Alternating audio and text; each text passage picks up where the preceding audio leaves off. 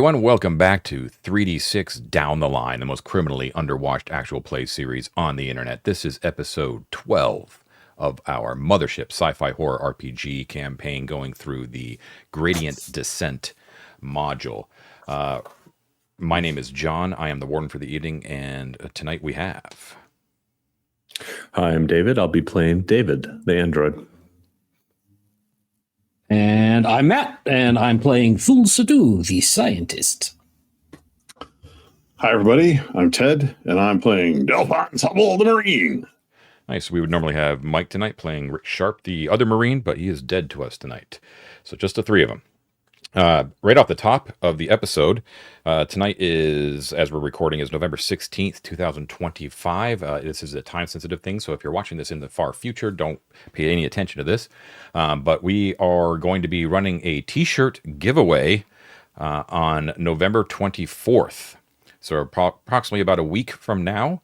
I just want to make everyone aware that we are debuting David's new artwork, which you can see over here. Which we have named Big Head. Amazing piece of artwork by David. Really nice work, David. That is going to be on a t-shirt. We're going to be debuting that for sale on November 24th. But every Patreon who subscribes at the Conqueror tier and is still a Conqueror by 8 a.m. Eastern Standard Time on November 24th, we're going to take a snapshot of all of those Conquerors, and every single Conqueror will get a one-time use code to buy themselves a shirt. Free shirt. As long as you subscribe at the Conqueror level and you are still in good standing by November 24th, you get a free shirt with that on it, which is pretty awesome. In addition, at the same time, we are also going to be upping our standard discount for all paid tier subscribers to all of our merch on our Fourth Wall store from 15% up to 30% across the board for all paid tier subscribers. That means all Explorers, Delvers, and Conquerors get 30% off all merchandise across all of our entire store. That is going to be good from November 24th through December 24th. All right, so if you haven't signed up for the Patreon, there's obviously a good reason to do that no matter what, because you get access to our Return to Dolmenwood campaign, which is exclusive to paid tier subscribers, and you get special roles on Discord, access to secret channels, and all that kind of good stuff that we normally point out at the end of the episode. Just pointing it out at the beginning because we have this really cool giveaway coming up in about a week. So if you haven't subscribed, please do so. The info is right there, pointing that way. There we go. You can just pause right there, take that QR code, or you can note down the URL for those who are listening. That's patreon.com/3d6 down the line. All right. Enough pimping ourselves out. Let's get to business with Mothership. Okay. So caller for tonight is David. David is in charge. The time and date is January 2nd, 2125. It is approximately about 6 p.m. I made that sort of an arbitrary decision just based upon all the events that were happening on the Bell when we last left our intrepid crew. Some shit went down last time. The biggest deal is that Dixon's double made a return back on the Bell, which they discovered on the Deep, and so they raced back to find out what the heck the deal was with that, and they found out that apparently, maybe, that Dixon was an infiltrator android, or maybe that was the human Dixon, and the original Dixon played by Ted was the infiltrator the entire time. Ted shakes his head in denial, but did Ted and I have a secret conversation off screen? Who knows? We'll never know. So Wait, I think you probably would know. I don't remember that. Yeah, exactly.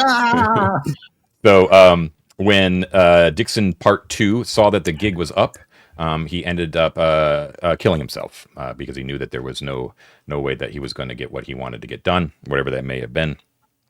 So the fallout of that is that you have a shuttle, the Acheron, which is Arcadie's shuttle that takes people back and forth from the Deep to the Bell, has a broken windshield that needs to be repaired before it can be used again.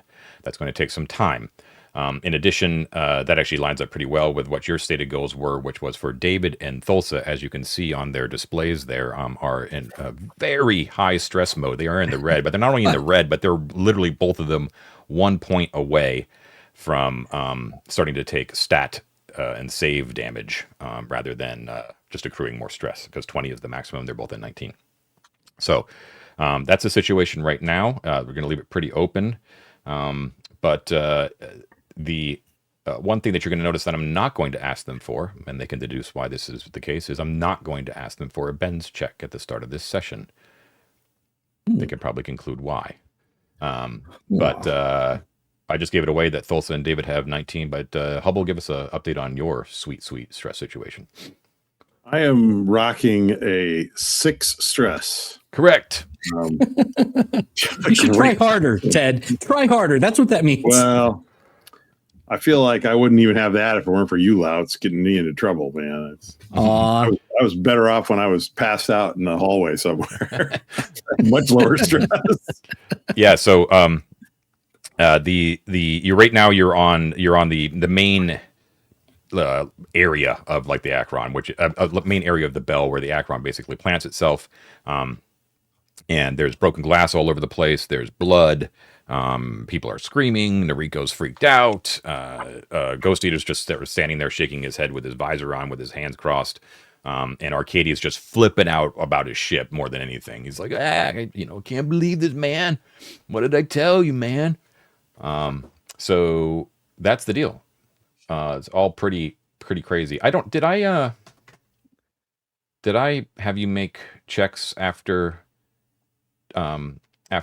Dixon's death? I can't remember. I feel like you did. And I think it was like the first time we'd ever all made it, or yeah, we'll just leave it for now. No, I remember passing a check afterwards. Yes. Yeah. I think you did, John. Okay, yeah. So David was actually aboard the ship when all that went down. It was actually a result of David's fighting with Dixon Part 2 that Dixon Part 2 had taken David hostage, and David broke away, and there was like a scuffle for a little bit, and then when the gig was up, that was the end of Dixon 2. So David, you're aboard the Acheron. Everyone else is sort of gathered outside, literally just reacting to the broken glass that just exploded outward from there, and everyone sort of gathers what happened. So that's where we are. It's about 6 p.m. What would you like to do? We did do a little extra at the end of the session. We can just redo right now, which is Thulsa and I had a bit of a conversation because I wanted to put Hubble's body in a vac suit and give him a funeral, right? Not Hubble, sorry. Even though Hubble's alive, I mean, there's a strong case for that. Yeah, there is. Yeah. And Thulsa made a good argument respectfully to me that she would like to inspect the body, do a quick procedure, see if they can find anything else out about human versus android, but prior to me doing said funeral. So I think that's basically, other than Thulsa and I boating down, all else that happened. But do we want to continue at that juncture, Thulsa? Do you want to start that? Yeah, I mean, it's probably a good idea to do that, because I mean, she's not a medical doctor by any means, but she is quite advanced in robotics. So being able to look at the kind of microscopic level to see if really there's anything non-organic, non-human that could be a differentiator in this, right? So far, we don't think that there is, but this is a unique opportunity with someone that, at least with our direct experience, we really suspect, with a high degree of certainty that this was an android, in fact. And do you do that aboard the Akron, or do you drag the body out onto the deck? I think we'd take her or take the body onto the Bell, a place where we could actively use whatever there's like resources. Empty closet I would insist for some privacy and kind of like guide Thulsa and the body respectfully to whatever area we want to, and kind of close the door behind us, if that's okay. Okay. I know what you're doing behind that door. That's just that comes later. So Noriko actually volunteers as she sees what you guys are attempting to do, and there's like there's other people in the background too, right? Like, I don't know, other Dashwood potential PCs and other people kind of floating around in the people I mentioned. So she actually offers to allow you usage of the garden, which you have not actually seen yet. It's a good excuse to go check it out, because it's the furthest remote place on the Bell, and also the most serene. And as long as Noriko is guarding the entrance, because it's beyond her chapel where David sampled the Minotaur flesh. No one will disturb them. John, is there any reason for us to be mapping the bell, or is it just kind of? No, not really. I mean, you could jot down notes basically if you just want to, because it's mostly just sort of some rooms. Sure. So I have a question about that. Yeah. A, do you want Hubble's help in doing this? Versus B, Hubble can offer to help Arcady do whatever repairs. He doesn't have any repair skill, but just as a gesture of goodwill, like, hey man, whatever you need, I'll manhandle and windshield. Makes sense to me. It won't work unless you had like an actual relative, a good skill. It won't reduce the amount of time it takes. So it would just be for flavor if you didn't want to be part of that autopsy. I mean, he can't contribute to the autopsy other than to, shoot the body if it stands up and starts to bite someone, I suppose. But he, Sure, you can help. I'm just offering it to Arcady if it would like build goodwill. Yeah, right now it's grabbing a broom and pan and sweeping up glass up. Shards. Yeah. Okay, so we'll do that. Hubble will stay behind and clean and do whatever Arcady wants, to just keep him happy. Goodwill. Cool. Yeah, good. All right, so there's very few places that are actually industrial scale on the bell. One of them is the room that you're in right now, which is the gigantic like docking, which is like the main entrance to the bell, and it's large enough that the Acheron can be one of many shuttles that could fit there. Right. I think there was some confusion last time about the fact that the Acheron is not something that docks to the thruster nozzle entrance like the Dashwood does. Right, there is no umbilical that attaches. It literally like flies into this docking area and lands down. But it's not large enough that like a major cruiser like the Dashwood could actually go in there, right? So major vessels like that have jump drives, for instance, all have to dock in space outside in the thruster nozzle. That kind of makes sense. So that's one of them. The other one is the tank, which is where you can bed down. I think you did bed down there at one point where they were sort of attached to 0G against the wall, right?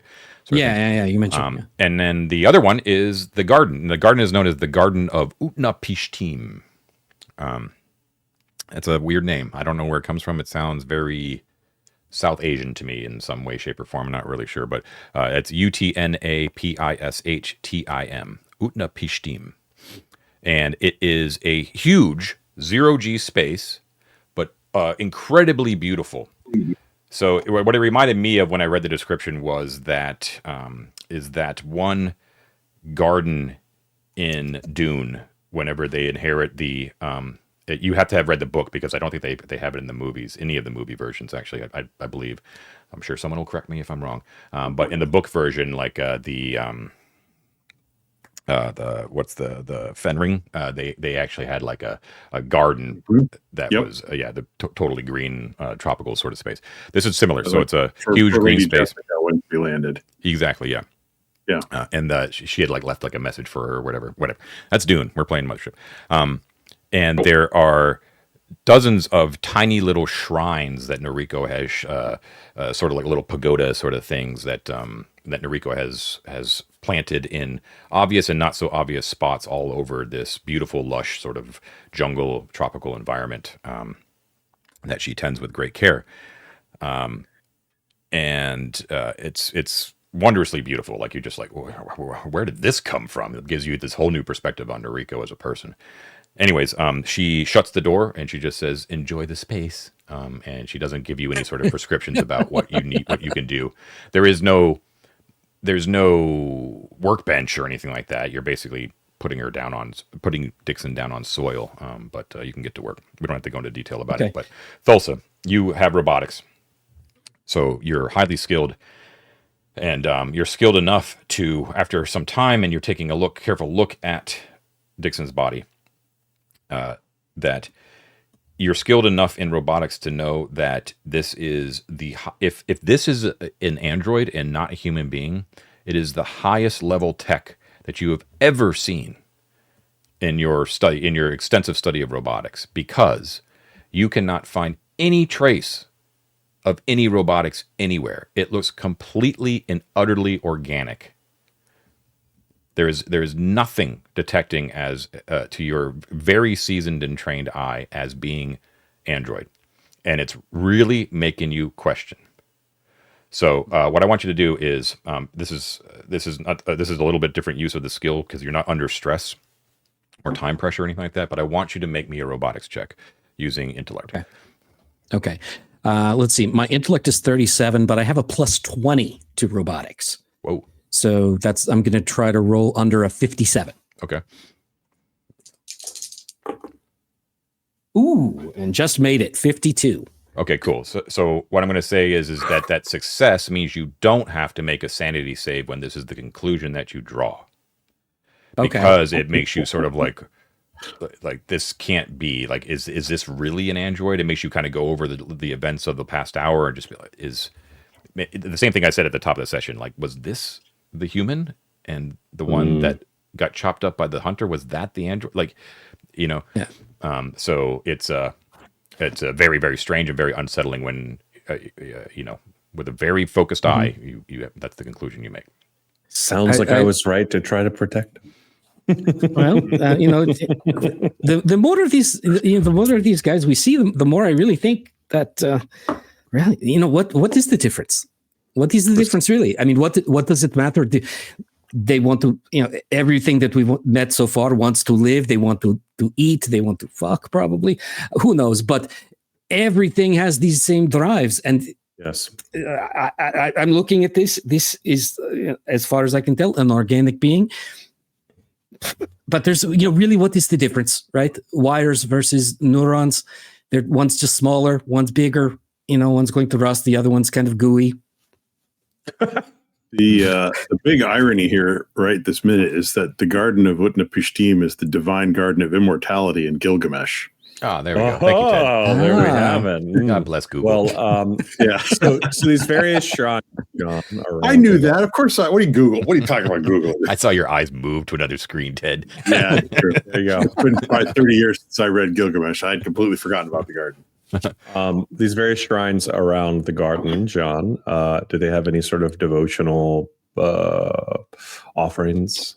They do, yeah. Or I should say that, yeah. I guess some of them do, some of them don't. Most of them, like I'm just kind of picturing them as like those little pagoda shrines that are like along like paths and yeah. Is it China or Japan? I don't know. But they each have like a little ceramic bowl in front of them, and there's just some random ones. There's like some patches, some cigarettes, like very sort of, diver sort of stuff that people feel that they could separate themselves from. In some of them don't. Yeah, sure. I'm gonna go ahead and light a cigarette. Offer it to Thulsa to take a puff. Oh yeah, her hands are kind of bloody because she probably forgot to use. She'll take it. I'll take it back. I'll take a puff as well. I'll kind of do like a devotional circle of smoke around one of the pagodas with the cigarette. Okay. I'll take a single tooth out of my bag of teeth and I'll put it in the bowl and say, so from as where we forgot come your bag from, of teeth. There we go.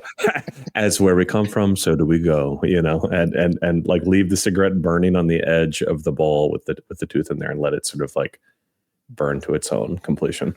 Okay, cool. So obviously nothing untoward happens visually, but when you do make the propitiation, it does sort of center you a little bit psychologically. Okay. Like it just makes you feel like a little bit more rooted than you've felt recently. Right? You don't reduce your stress or anything like that, but you center your chakras a little bit. Okay, love it. While David and I are in this space, Thulsa gets an idea. Like she's thinking about these copyable organisms, right? And it's like down to the memory. Everything about Dixon was the same physically, his stuff, his gear. And she has a theory and she says, all right, David, I want you to do something for me. Right. And I think it's just a little experiment and we can do this for each other. Not the other thing we did. We tried that. We're terrible. I'll do better next time. Listen, you were criticizing me the whole time. Stop talking is the thing. You've got to talk the whole time. You've got to learn to stop talking sometime. Okay, whatever. That's then. This is now. Okay, what I want you to do, and she's going to. She starts to unbutton her shirt. Don't get any ideas, but she's just going to lift it down so that he can see an area of her back, like between her shoulder blades. Mm-hmm. And she's going to say, okay, don't tell me what this is, but draw something in ink, on my back. Not a Don't tell me what it is. Okay. No. Just with just ink. Okay. Because my theory is that anything that he sees, that he would have seen, his tools, his clothing, anything, right, would have been copied. Anything biological would have been copied. Obviously, he has that. But something that I don't know is on my body, even if my brain were scanned and I were duplicated from that, I would not know what is on me right now. I know something was there, but I don't know what it is. You would be the only one. I will do the same thing for you. And we will be the only ones who know what the other one is. This only works if only one of you gets copied. Well, if for some reason you both get copied, I'm sure that Monarch can read both brain scans and figure out. Sure, but I don't think Hubble's in the room, Ted. I don't think you know anything about it either. But it also like can't hurt, right? Yeah, because you don't know. Like you don't know what we have. That's true. I don't know. Yeah. Right. So at least we have this as a baseline. It may not work. It may prove, but sure. Monarchs cannot. If they copy from us, they cannot know something that we don't know. Okay. Give me 1 second. I assume you're just going to write David was here on the back. No, I'm gonna grab a writing utensil. I don't know that I have one, but presumably I've got the Sharpie in my generic toolkit. Okay, I'm gonna grab it. I'm gonna say, close your eyes. Oh, come on! Don't focus on the lines. This isn't that game where you try to guess what it is. And she'll occupy something with her hands, so she's focused. Sure. I'm gonna draw a cicada on your left shoulder blade. Okay. And okay. Are you done? Okay, you turn around. I'm done. Okay. And on in about the same spot, but she's going to try to get it centered because symmetry is important. She's just going to draw a picture of a dildo. Okay. Got it. So fully functional. So noted. Okay, dildo and the cicada. Well done. And you both don't know what the other drawing is. Very cool. All right, cool. So you perform that very strange ritual in the garden. Everything is nice and quiet. What do you do with Dixon's body afterwards? I'm gonna. I don't know if we have like a tarp or something like that, but I'm gonna look for some sort of thing to wrap it in. Yeah. To carry it over to my spare vac suit, which is stored in another room. I'm not sure which one. Okay. So that we can carry it over. And then I'm going to put it in the vac suit and I'm going to take it to an airlock. I'm going to space it in the vac suit. Do you need the vac suit to space it? Could you just shrink wrap? It doesn't matter whether I need it or not, Ted. This is what I'm doing. Okay. For Thulsa's part, she's going to with permission, of course, she's going to take a flower, even if it's like a simple little flower, and give him a little flower to take with him. Actually, on that note too, on the vac suit with a sharp object, I'm just going to, taking cues from the drawing, right? I'm going to do a quick etching on the back of the vac suit. I don't know, like an X, right? An X with a circle around it. I don't know, just so that there's an identifiable symbol on the vac suit. Okay, understood. Okay, cool. So you say pay your respects to Dixon Part 2, and he is spaced. In the meantime, as you're doing all that, you can all witness Arcady sort of flipping out and Hubble helping them out. Everyone's just kind of sort of pitching in, trying to get everything sort of cleaned up. Hubble, since you're helping out, why don't you roll me a D10? Tell me what you get. All right. I rolled a 3. A 3. Okay. So after taking a good look at the extent of the damage, Arcady has determined that it will take 3 days for the Acheron to become suitable enough for spaceflight once again.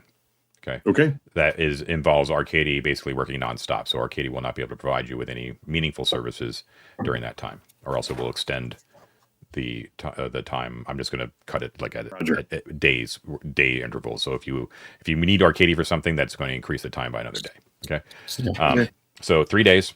Now that brings me to an important change that we're going to be making. This was actually decided upon after a suggestion by someone in our Discord community who had done the same thing and found positive results. So we're going to do the same thing. We're going to make the bell a C-class port. All right. And technically, in the published module, it is not a port, and so shore leave cannot be taken at the bell. But in order to make things a little bit easier and more contained, rather than taking journeys to Prospero's Dream, which you can certainly do, which is an X-class port and has a lot more population, a lot more things to do, a lot more opportunities. This is a C-class port, which is the shittiest kind of port.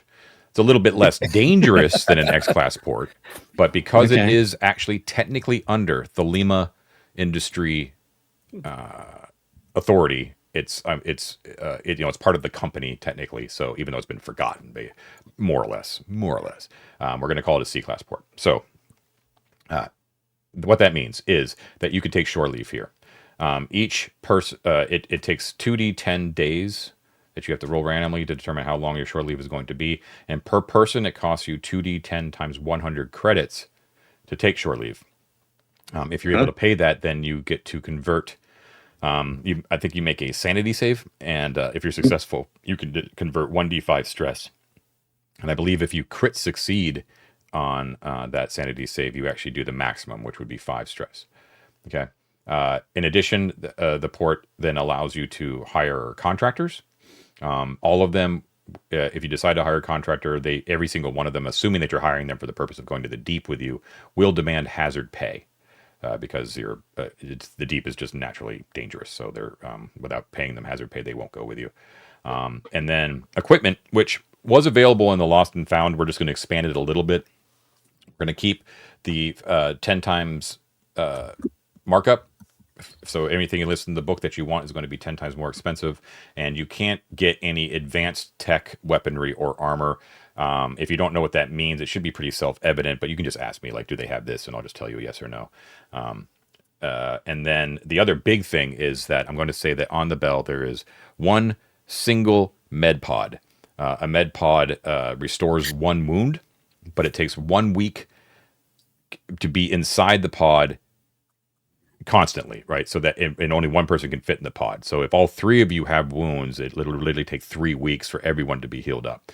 In addition, it also costs a lot of money. It suffers the 10 times markup, so it costs 60,000 credits per use to use.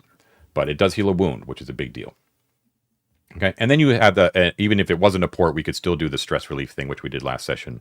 Didn't work too well for everybody, but or anybody, that's still available. So big things you can do: shore leave to convert stress, and then possibly actually raise your abilities, your saves.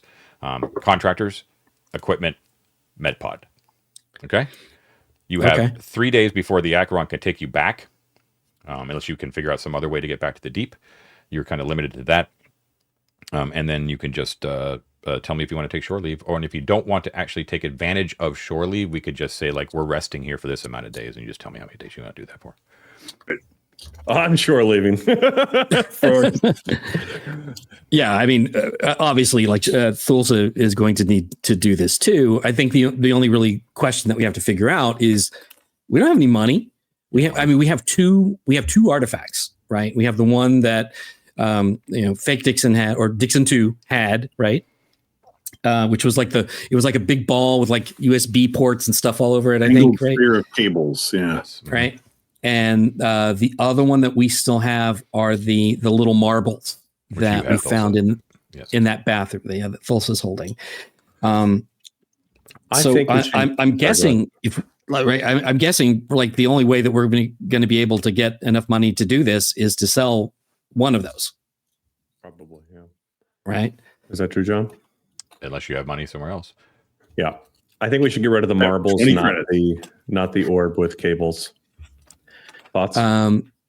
Well, I think one of the things that we haven't, I mean, yeah, it might be dangerous, but we can talk to them about how to do this. Is like do what research that we can do to get a sense of what those things are. Mm-hmm. right? We might be able to get some kind of clue. The one with the cables seems to be some kind of computer thing. If we can maybe find a computer that's not, wired to the rest of the ship, that's an isolated computer, we might be able to try to like plug that in and see if we can learn anything about it. I don't know about those little marbles. I have no clue. That's why I pitched getting rid of them, because I just have no idea. But the other one seems a little more context clue. But you want to try to find a terminal? It's a good idea. Yeah, I mean, let's just ask. Will let us. Yeah, I mean, how about this? Okay, knowing that we were responsible for some of the damage on the ship, but we want to ensure some goodwill. Thulsa has good mechanical repair. She's an expert at that. She's got a plus 15 to the roll, so she would offer. Arcady, if maybe we could help each other out. I want to experiment a little bit with this, this artifact that Dixon, had, and but I don't want to put anything on the ship at risk. I wonder if you have something that, an isolated computer terminal that I could try connecting it to, and in return for that, I would be happy to try to help with the repairs on the A.C.L.E.R. Arcady, well, you're offering help. What do you? Yeah, he asked you what do you want? What do you want the terminal for? Oh yeah, I'm sorry if I didn't make this clear, but yeah, I want to see if we can get the sense of what this artifact does. This is the one that Dixon Hall, and she'll take it out and show him. It's got all this. We think it has something to do with connection, right?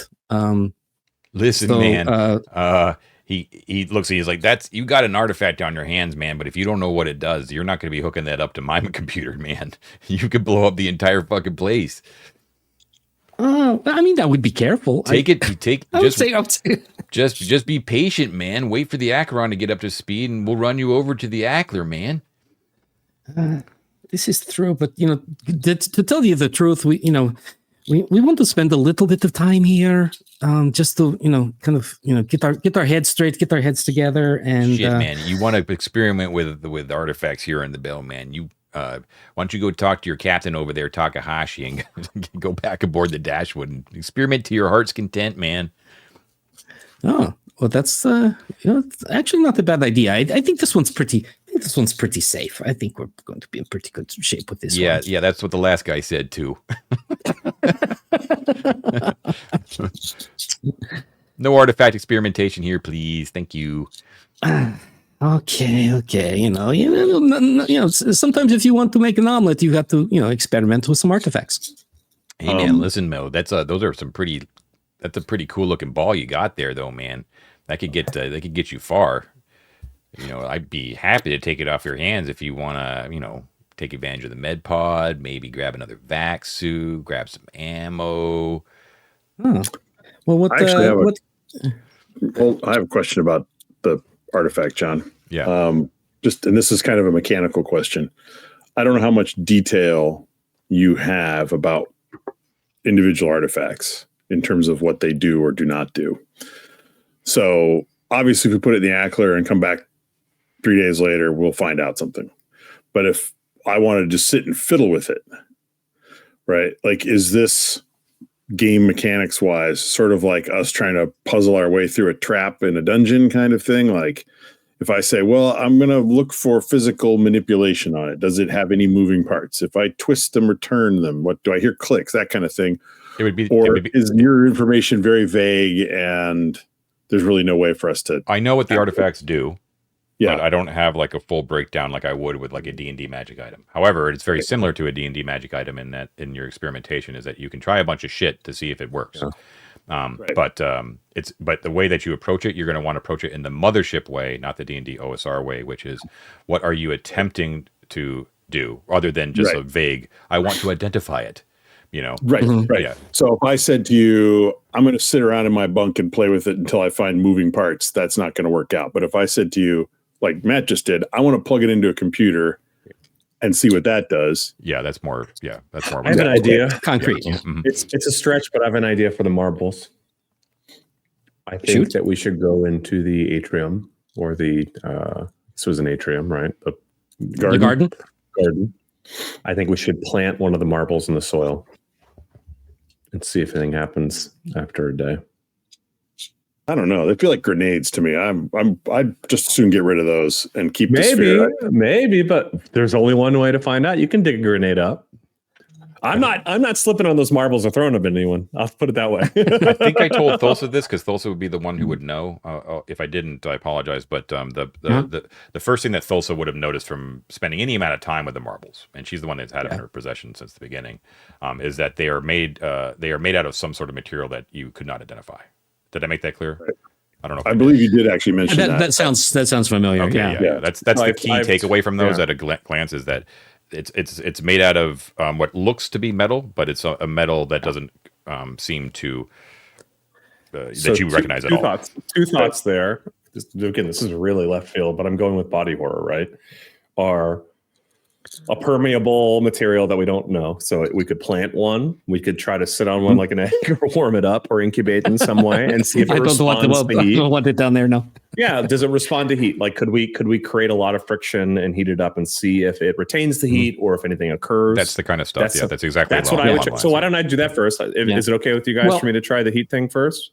Well, from what we hear from Arcady is like he does not want that happening. I mean, that's a good way to wear out our welcome on the bell. No, I'm not. He's not going to know I'm doing it. First off, you could do it in the garden without anyone knowing, pretty much. I'm doing it secretly. Okay. Second of all, we could try swallowing one too, but that's really dangerous, right? So and gross if you want to get it back. Yeah, I was trying. So I'm going to go to the garden. Yeah, and I'm going to take a marble first. I'm going to kind of roll it in my hands. Let's all go so we can. Yeah. I'm going to try to get some friction. Maybe I'll blow on it. I don't know. I'm just going to try to generate enough heat, right, to see if there's any coloration change, any like texture change, et cetera, size change. If there's anything that, or if after I do it, if it retains the heat for some period of time. Does that make sense? So it heats up in the same way that you would expect it to be heated up with friction with your hand. Yeah. Right. So, but there's no color differentiation or anything like that, but it gets warmer from just the ambient heat from your hand. Okay. And then quickly fades. Like you would quickly fades. A metal thing what to if do. We shine a bright light on it? Good idea. Physical change from that or reaction to a bright light, like put a headlamp right up to it. Sure. Yeah. Do they glow? It reflects just like you would expect light to reflect off of a ball. Yeah. And we put it in the dark. Does it glow in the dark? No. All right. I'm going to take one. I'm going to put it in the soil and I'm going to pour some water from my canteen on top of it. I won't tell anywhere where in the soil I did. I mean, it's crazy, right? Sure. But I don't know. And maybe tomorrow morning we'll come look and see if there's a little sprout or anything that's occurred. To be clear, there's 9 black marbles, so now Thulsa has 8. Yeah. You should make a note that you planted one in the garden. How about this? What if I take out the sphere of cables and hold it near the marbles? Is there any interaction between them? No. Good. That's a good experiment, but no, nothing happens. Right. Who wants to swallow one? Who's brave? Wait. Just before we do that, Hubble, you're a Marine, right? Is this the size of any kind of munition?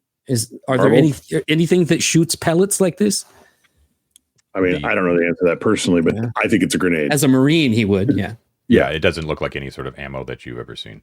Yeah. Yeah. But if it's a grenade, if it's an explosive device, it's like seamless. Like there doesn't seem to be any moving parts. No pin or anything. Panels or anything like that.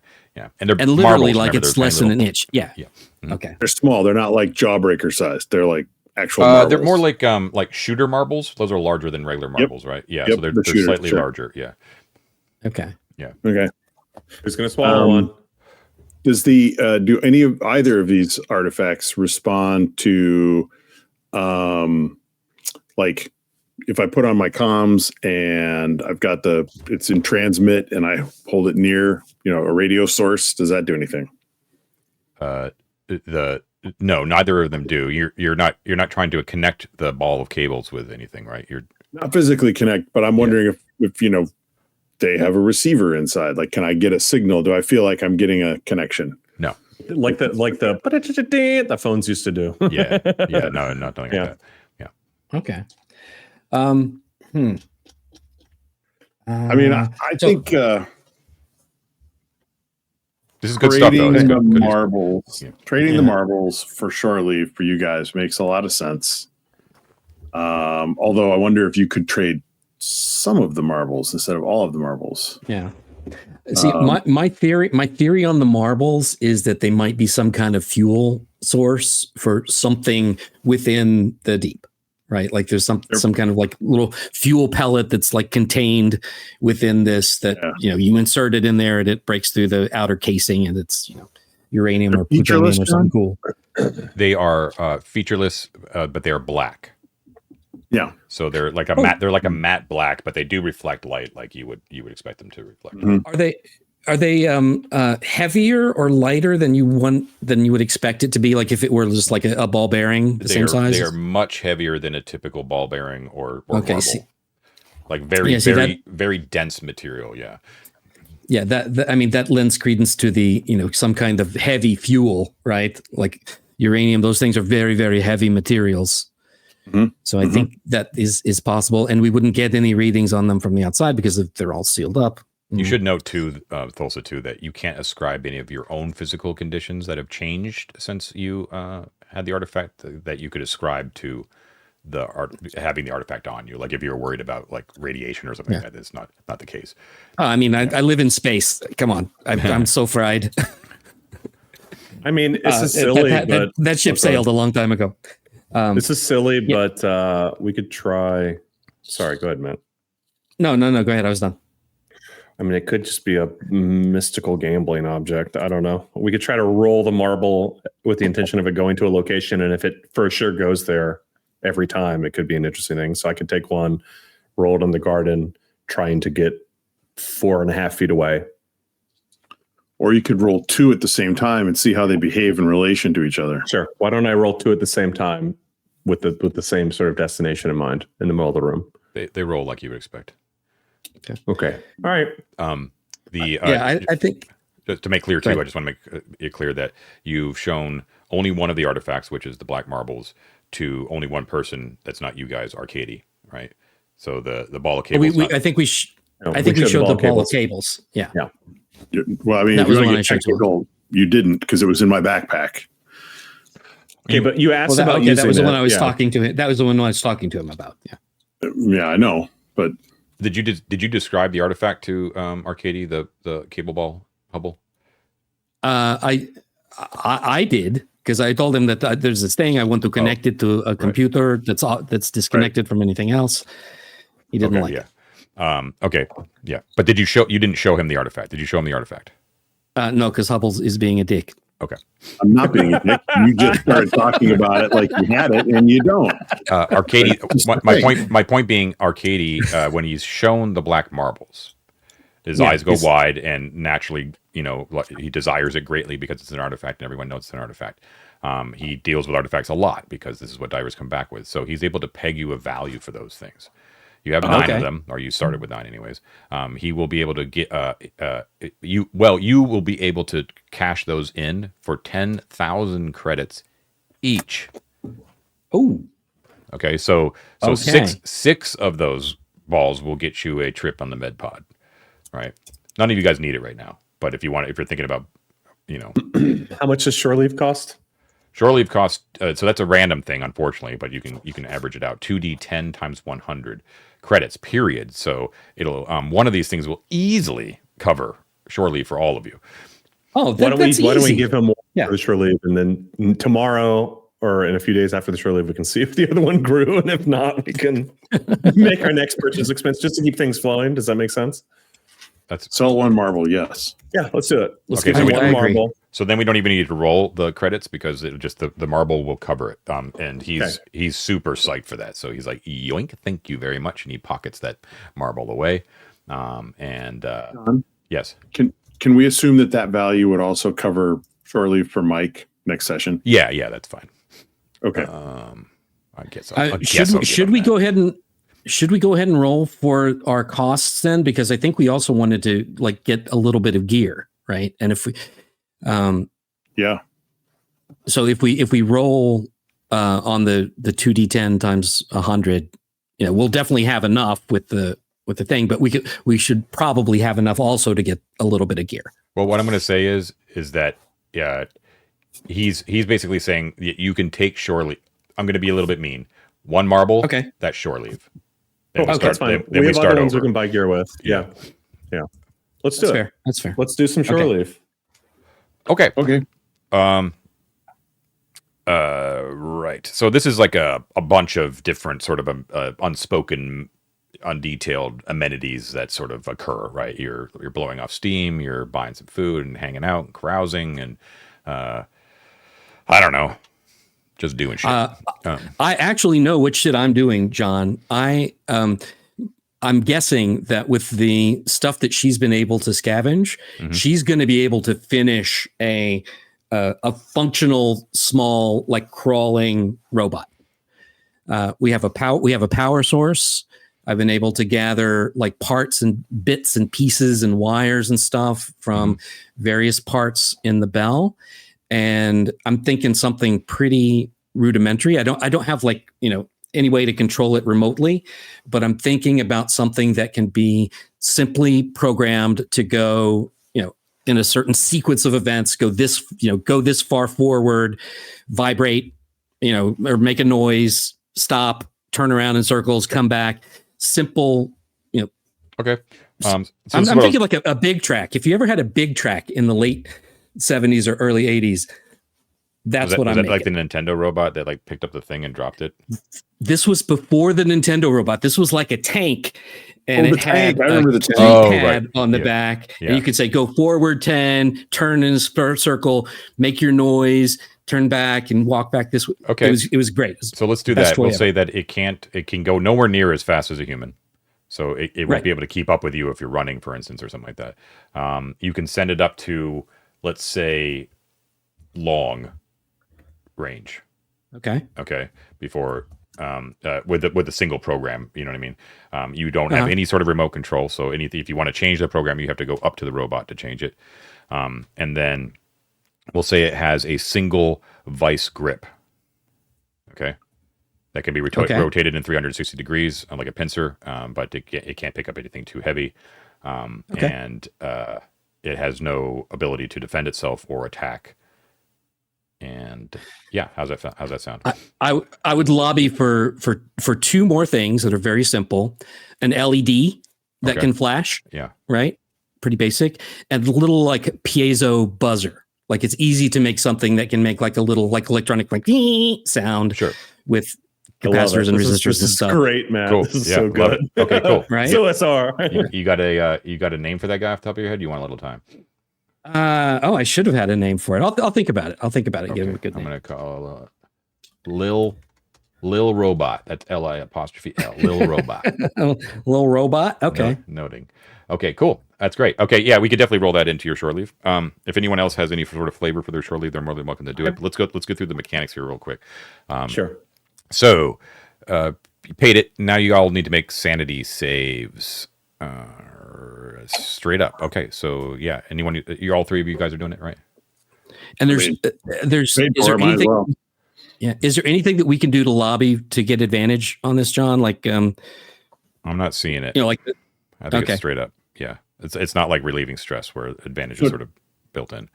Well, to clarify though, and I'm reading this again and again, and it's a little fuzzy. If you make the sanity save, you can turn stress into saves. You convert up to the limit based on the port you're in. But it looks like if you do shore leave, you relieve stress. Yes, correct. Yeah. Okay, so if whether you're at 6 or 19, your stress goes away. The sanity save means you can do 1d5 stress turned into bonuses for your save. You got it. Okay. Yep. Okay. All right. So cool, David, cool, you're the caller. Give us call people out to make their stuff one at a time. Ted first. Okay. I have a sanity save of 24 and 6 stress. And hey, I rolled a 14. So I can convert 3 stress possibly into why 3? I can't go below 3, right? Well, no. So you succeeded on it. Okay. So now you can convert. I'm sorry. I meant up to 3, John. I have 6 stress. I can only convert up to 3 because I have to be at least 3, right? Oh, correct. You can only get rid of 3. Roll a d5, and if you roll a 4 or 5, it's a 3. So it's a 3. I rolled a 7 on a D10. So Okay. Okay, so you're going to convert 3 stress, Yep. and you can improve any save by 1 for each point, and you can divide them however you want. But they can only be saves; they can't be stats. I'm going to put it all into sanity All into sanity. Okay, cool. because it's really low. All right, cool. It's still the lowest one. Great. And then All you're right. going to set your minimum stress back down to 3. 3. Okay. And for flavor, can I spend my shore leave pulling together an impromptu gym, like finding, iron bars and heavy things to tie to them? And Plyometrics, Ted. Plyometrics. Come on. no way, man, Sure. I'm old school. I just want to lift weights, pick things up and put them down. You don't have any. Do you have what kind of skills you got there? You got jury rigging or something like that? No, but I got have jury military rigging. training. I'll make you weights. No, Come on. you're building a robot.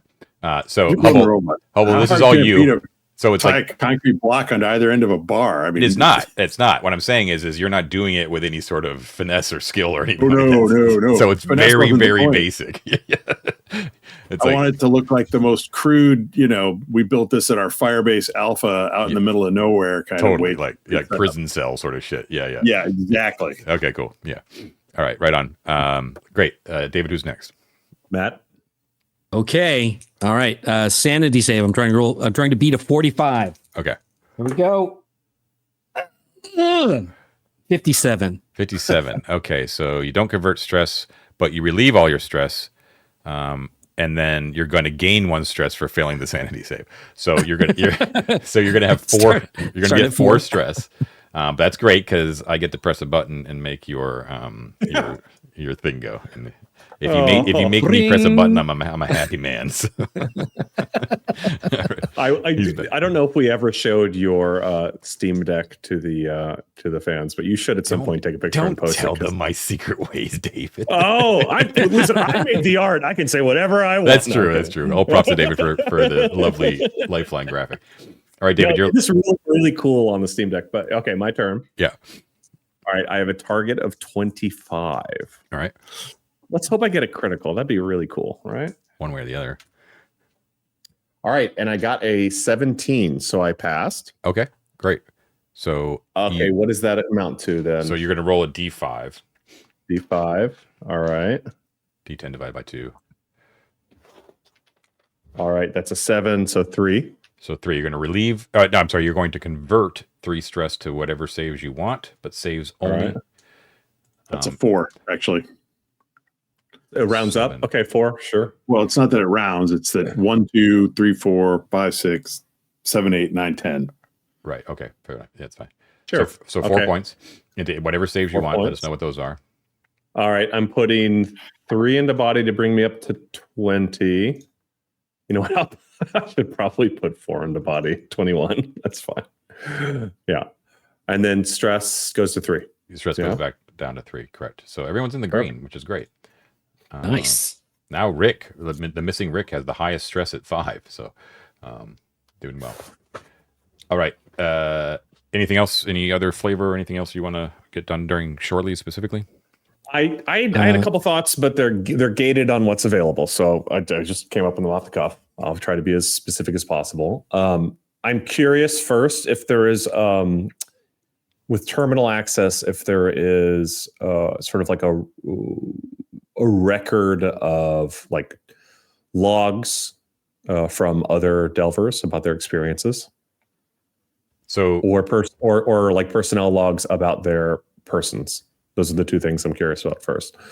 So any questions about the terminal is going to have to be directed to Arcady because the lone terminal is in Arcady's bunk.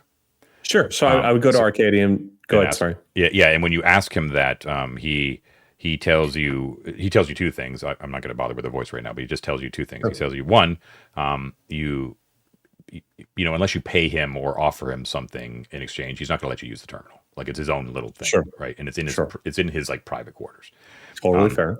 And 2, but he just tells you, regardless, no, we don't keep logs like that. No logs. Okay. Then the other thing I would like to do instead is talk to Noriko as much as I can about the Minotaur with as much free time as I have. Okay.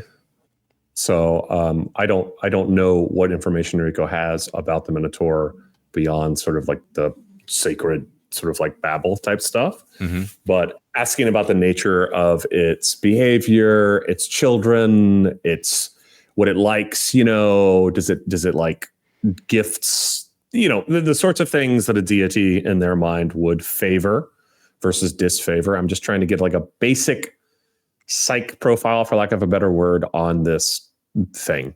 Right. Does that make sense? Yeah, so she's more than happy to talk about, and is she attributes your interest into the fact that you took the sacrament earlier, and she says yes, she's very like open. What she tells you a bunch of things in her own peculiar sort of way, so it's really tough to kind of get. You're just very aware that this is probably not the most objective viewpoint that you're getting, but she's touched a little bit in some sort of way. That may have been because of a contact with the Minotaur. You're not quite sure, but she tells you things like this. She tells you, like one example of a phrase that she uses is the Minotaur's true form is pure beauty. She says, which is a complete. And this is the case with a lot of things she says. It's a complete contradiction to the general view of everyone else sees the Minotaur, right? She says that the Minotaur will save us if we let it. That's all we have to do. Just have to open yourself to it. You don't need a gun when facing the Minotaur. Try talking to it, she says. Then she says something that's, she says, this is kind of interesting. She compares it to Monarch. She says, unlike Monarch, the Minotaur won't kill. It won't kill. Even bad things, it won't kill.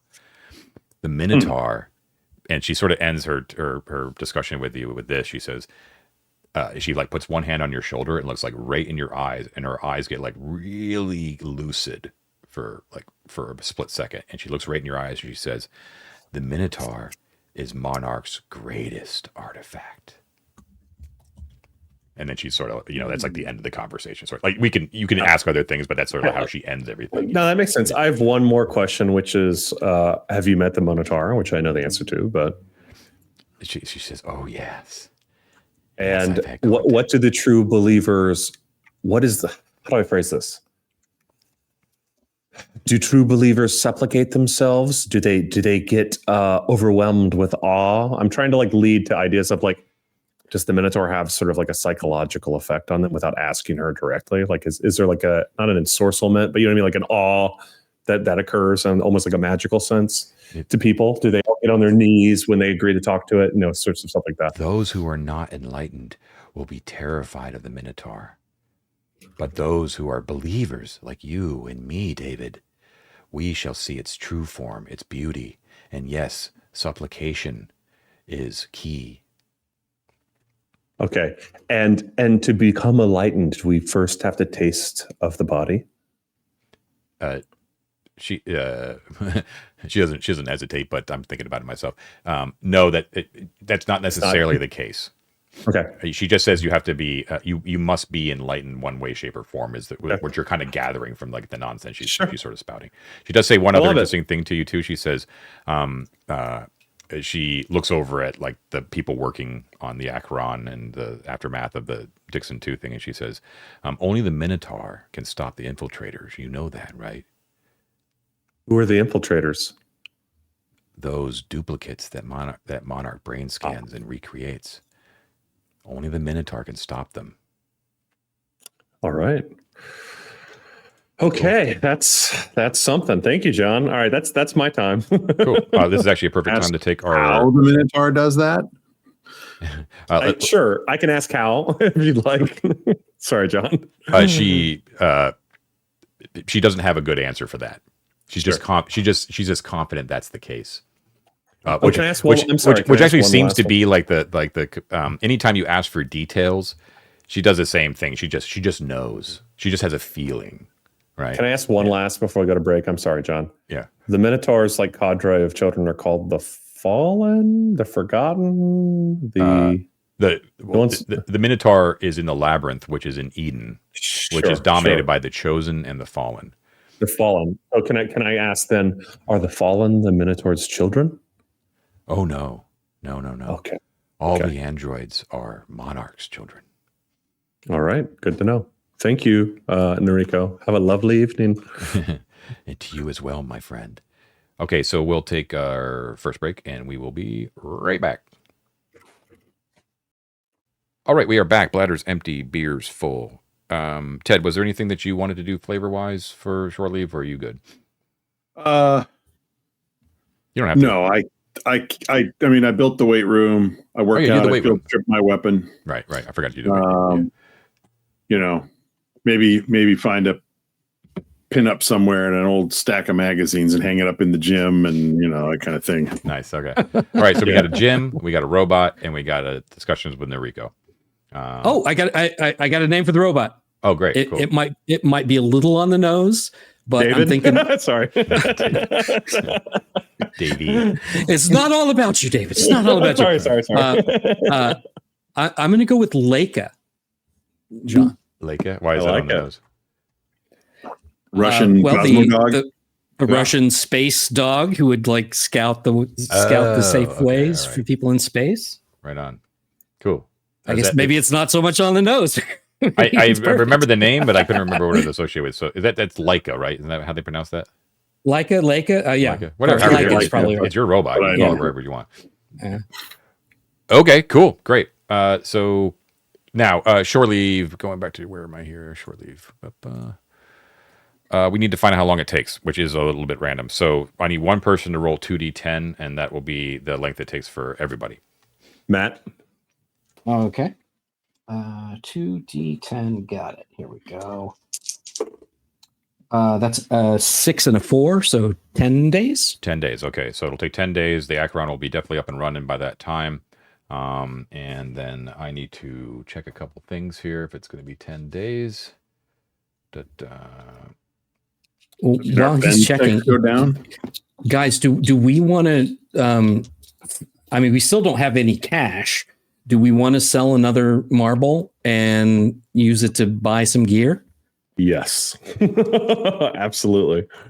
I'm not opposed. I have a little shopping list, but I think some of the items might not be available. We can ask John, but your cigarette budget is high. Has to be huge. How about I run through? How about I run through my list? If items aren't available, I'll mark it off, and then if I don't mention something y'all are interested in, you add to the list. Does that make sense? And then we can decide from there. Well, I mean, let's look at this a different way. We get 9,000 credits for a marble. 10. If we don't, what? 10,000 credits 10. for a marble. Right. We have 9 marbles with 10,000 credits. Sorry. If we don't have even 1,000 credits of stuff we want, does it make sense? I mean, we'll have leftover cash, obviously, but I think it makes sense in we can negotiate what the rest of the value might be worth to him, maybe another visit next time. But I think the action economy, the value economy of having some survivable gear when we go back into a delve is more valuable than the loss if we don't get anything else from him. Let me interrupt real quick because this might affect your decision upon what you decide to shop for and what you want to buy. On day 6 of your shore leave, Arcady and Ghost Eater call your attention to one of the viewports out the side of the deck. And he says, look at that over there. And he points and he kind of traces his finger, and you can see a slim object floating in space that's approaching the deep. And he says it's coming from the Zhuangzi. And he said, Ghost Eater looks with his multiple red eyes over at Arcady, and they sort of lock eyes, and Ghost Eater goes, "Troubleshooters?" And Arcady goes, "Yeah, man, fuck." And so he draws your attention. He says that's a shuttle coming from the Zhuangzi, a Navy shuttle, and that's going to be loaded with troubleshooters, and they're going to go. A squad of them is going to drop down and watch, and they approach reception and habitation and enter into that docking area there. And he says, if you're going back to the deep in a few days or however long, they may be gone by the time you get there. So you remember, you still have 4 days left on the shore leave. They may be gone, but just be aware, periodically they do basically storm through the deep, and they have orders to kill anything living that they see. Who? Since technically, he says no one's allowed on the deep. Are they shooting androids too? Anything that moves, basically, because they can't be sure. Huh. You never know, right? And he says, by the way, man, don't forget too, that infiltrator shit that I told you about, man, that doesn't fucking leave the deep, man. Just, you got to extrapolate, man. If he was an infiltrator droid and he had gotten what he wanted from Takahashi and gotten aboard the Dashwood and booked passage, just extrapolate what that means, man. What they could be doing. So he says, don't ever release that information, man. It's bad news. Right. I mean, we kind of waltzed in. Yeah, it was expensive, but this is a very porous security operation. There is no way an android has not gotten through already. Shit, man, I don't even want to fucking think about it, man. If there are infiltrators that have gotten through the blockade and are out there already, shit. I guess we got to find out what they want. And he just makes you think about that for a second. Yeah. So all right. So just be aware that there are guns. So you must remain aboard here for 4 days more. Uh-huh. But you saw a troubleshooter squad dock into the deep. Just be aware. And they're highly trained. They're like the Marines of the blockade's Navy. Okay. And that would or wouldn't be associated with the company that sent us. Like, are they independent groups? They're technically hired. They're technically employees of Thelema. You don't know how independent they are.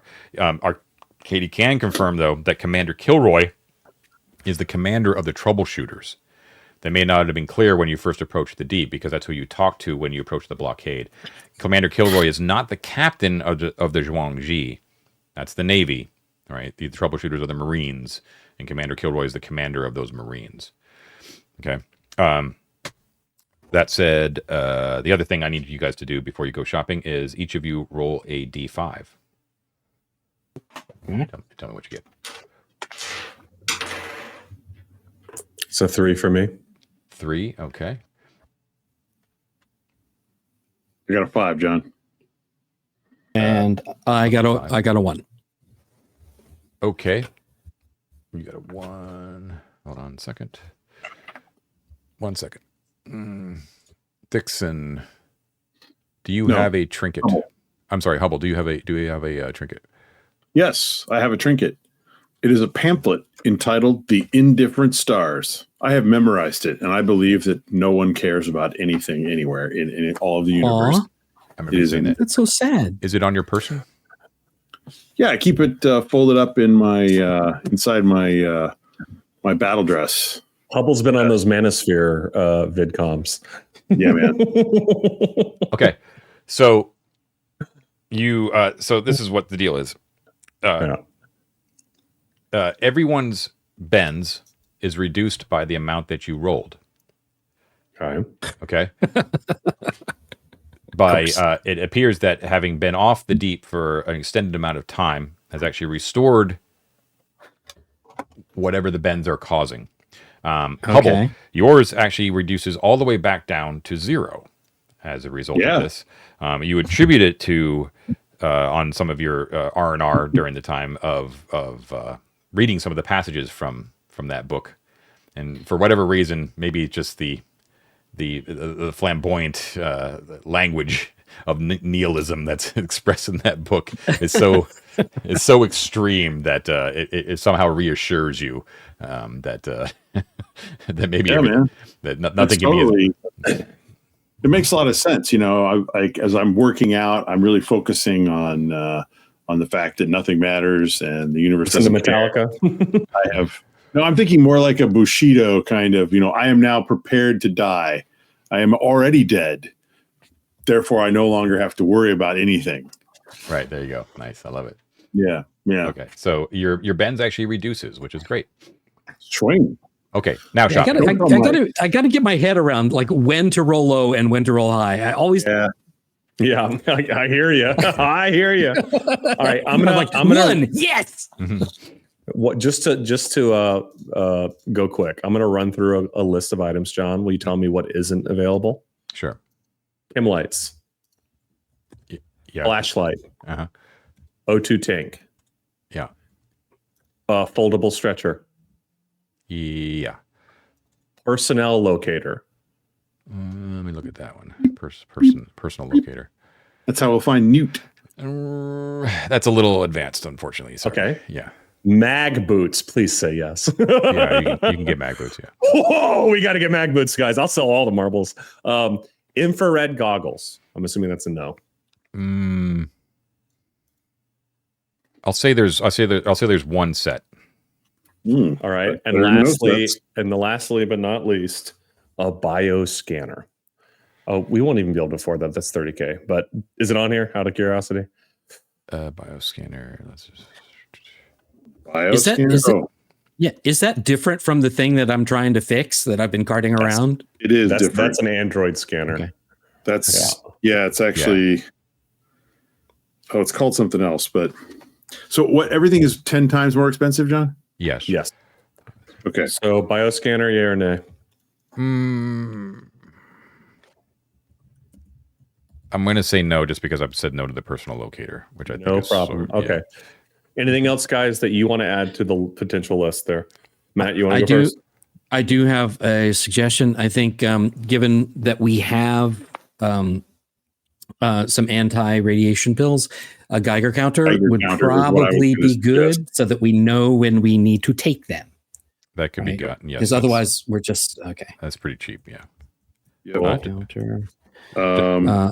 I was also going to get. You don't have any of this stuff yet. This is just available because remember, it's all times 10 for price. And then you have to negotiate because your only currency is artifacts. Yeah, no, fully. Just want to know what's available first. Yeah. And I was also going to restock on my chem lights. Those chem lights are really great because they light up a little bit, but they don't give away your location necessarily. But they can also help us find each other. So I was going to get more of those. Yeah, plenty of those. Yeah. So like times 2 of those. The only thing I'm curious about is a flamethrower. Flamethrower is not gonna happen, unfortunately. How about pulse rifle rounds? Can I buy a mag of rounds for pulse rifle? Yeah, ammunition you can get for whatever you want, but they may not. They don't. A lot of the guns they just don't have, right? So that's fine. And the other one I had a question about, John, was a lockpick set. I don't know if you have to have a special skill to roll to use lockpicks. I'm not certain on that. I am not certain either. I'm not really sure. I can check and see if it's on a skill tree or something. Lockpick set in any attempt that you make to pick locks, that's for sure. Yeah, but I think that would be worth getting just in case we get to a lock that we can't. Those are available. Yeah, I dig it. Yeah. All right. Here's my pitch. Mobility is king. It's very expensive, but I think it's worth selling a couple marbles to get mag boots. They're 350 credits, so it'll be 3,500 per set, which means we would have to give, I don't know, there's 4 of us, so 3,500 times 4 is what? That's 1,400. So that would be 2 marbles with an additional 6,000 remaining. We don't all have to have one, but I'd like to get one. Yeah. Yeah. Here's what I'm thinking. The 2 Marines have 0G, so they're good at zooping around. Nope. No. I thought you guys got that automatically. No. Nope. Oh, okay. So I'll throw this out here. I'll throw this out here as a, albeit unlikely. I don't know. I'd pitch it, but. Mag boots mean we could do a surface walk on the deep itself. Now, the time it would take to get anywhere would probably be really extreme, but such scenarios in which we either wanted to traverse it or wanted to, as we mentioned last time, we were worried about being hunted, hide by just going out an airlock and walking away from that airlock, I think is hyper valuable to us. And 0G wouldn't really fix that. I know that's again, it's a big cost, but both the non-zero G people are really under threat of dying in any 0G environment. But I don't know, they're just incredibly valuable. I think there's a million ways in which they could, become useful. The question I would have would be for John, which is, and it doesn't say, so this would be your ruling. Is the magnet strong enough that if one person had mag boots and everybody else is on a rope, that you could haul them like balloons, or would each person need their own? I mean, obviously they don't weigh anything, but if you're pulling on them, there's still mass. Yeah. but less mass. So because they're 0G. So yeah, I would say like under normal relatively non-stressful conditions, that would be totally feasible. But if a force pulled one of the strapped people in a direction, given enough force, it would rip the person off of, Yeah. Similar question. I think the answer, but the mag boots. Okay. Sorry to get granular, John. Another weird edge case. I have mag boots. We're in a gravity environment, not a non-gravity environment. I want to hide from something, and to do so, I invert on, let's say, a catwalk. I am magnetized to the bottom of the catwalk, hanging under upside down. Is that possible with the strength of those boots? Yeah, just as long as you tie your laces tight. You know what I mean? Sort of. Yeah, no, I understand. Yeah. But I'm assuming they're like ski boots where they just like really strap in tight. Okay. Yeah. I'm definitely getting one. I think we should spend the 14K, 2 marbles for mag boots. We'll have another 6K to buy other stuff. And then if we want to sell a third marble, we can. But I think the mag boots will be so valuable to us in so many scenarios. That would be my pitch. Yeah, I like it. I have one follow-up question. Just logistically, are they tied into wearing a vac suit? Like, do you have to have your vac suit on to be able to use the mag boots, or like you said, can you just tie them real tight? No, and they're not like galoshes that they fit over any other kind of footwear. It's like you're wearing the mag boots and that's your footwear. But I will say that they have attachments to attach to like generic attachments to a vac suit. Yeah. So, but it's not like you could have the vac suit on, remove the mag boots, and then still operate in a vac suit. Like your feet would be exposed, right? So it wouldn't work. That makes perfect sense. Okay, cool. Yeah. But you could walk around in your regular ship sneakers and have the mag boots in your backpack. Yeah. And picture like the like those boots that they wore in Andor in the prison complex. Yeah. Right. Can I pitch a slight modification, even if they're bulkier? Can they look a little bit like the Reeboks that Ripley had in Aliens? Sure. Because they're so cool. Yeah. They look like super goofy whenever you're wearing just normal clothes, because it's like a person wearing ski boots when they're not all bundled up, right? Yeah. Cool. Are you guys good with that being our first experiment? I think we'll probably enjoy having mag boots at some point. Yeah. So that leaves us with 6K left for a 2 marble exchange. So what do you guys want to do with the other 6K? Well, I think those other things are pretty easy to get. What the Geiger counter is like 200? 20 credits. 20 credits. Well, yeah, times 10. Oh, 200. Yeah, it'd be 200. Right. Yeah. Your chem lights for sure. Yeah, I would like those are cheap too. Yeah. Then so that's what 50 per set. I would like 100. Yeah. Oh, you're gonna get 2, Matt. I was just I just want 1. You get 1. I mean, Ted, do you want chem lights or no? I've got 2 flashlights and 1 chem light left. I don't think we need to spend it. Remember, the chem lights are bundled in 5. So yeah, I'm just doing the calculator now. So 5,700 now. I wouldn't mind a flashlight as well, unless you want to give me a spare, just because it can be a headset without a vac suit. You should always have an extra. 2 is 1 and 1 is none. Okay, so now we're at 5,400. I would like a backpack. Is that something he's really going to charge me 10 times the amount for just a fucking rucksack? Yeah, it's got eyes on it and a mouth like Dora's. There you go. It sings. Yeah, if you don't have one, it's going to cost you. Yeah. Do we want to get? There's 1 infrared goggle. Do we want to buy that? It would be it's 1.5. No, actually, it's 1.5K. So it would actually be 1,500. I don't think we can afford it. That's pretty expensive. Yeah. I do need. I don't see ammo costs on the. Oh, it is. It's hard to find. It's on the first page. It's 50 credits for each. Okay, so 500 for a mag. Yeah. I have 9 rounds. Each mag is, I think, 5. So maybe get 1 more. So we have 14 rounds for the pulse rifle. Does that make sense, guys? Yeah. Okay, because if I die, y'all are going to want that. So that's 4,900 we now have. And there is some weapons and armor too. Like They do have they have vac suits, hazard suits, and they actually have standard battle dress as well. They don't have advanced battle dress. And then for weapons, like you can get like the shock. You can get almost all the melee weapons that aren't weird. Okay. I have some pitches then. Go ahead though first, John. Sorry. Yeah, you can't get the pulse rifle. You can't get the smart rifle.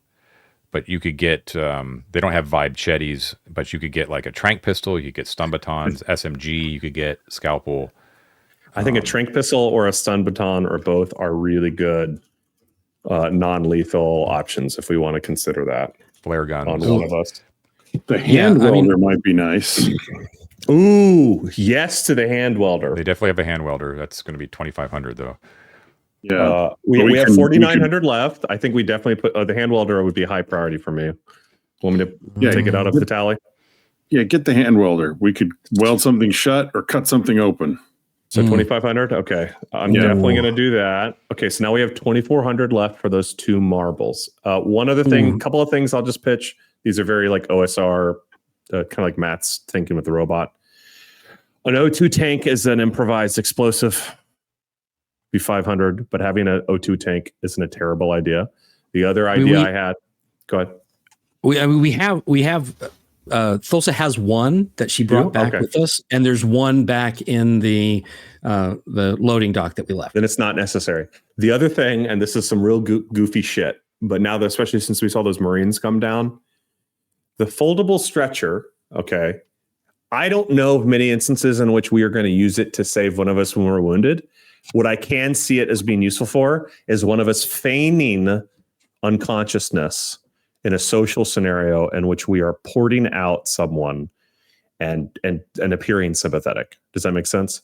Or stuffing a bag that looks like a person with gear and carrying on a stretcher. Do you know what I mean? Like maybe that's too silly for what we're doing right now with Mothership, but I just threw it out there because it's an interesting item and it folds up into a small form. So I mean, do we have a bag to carry it in?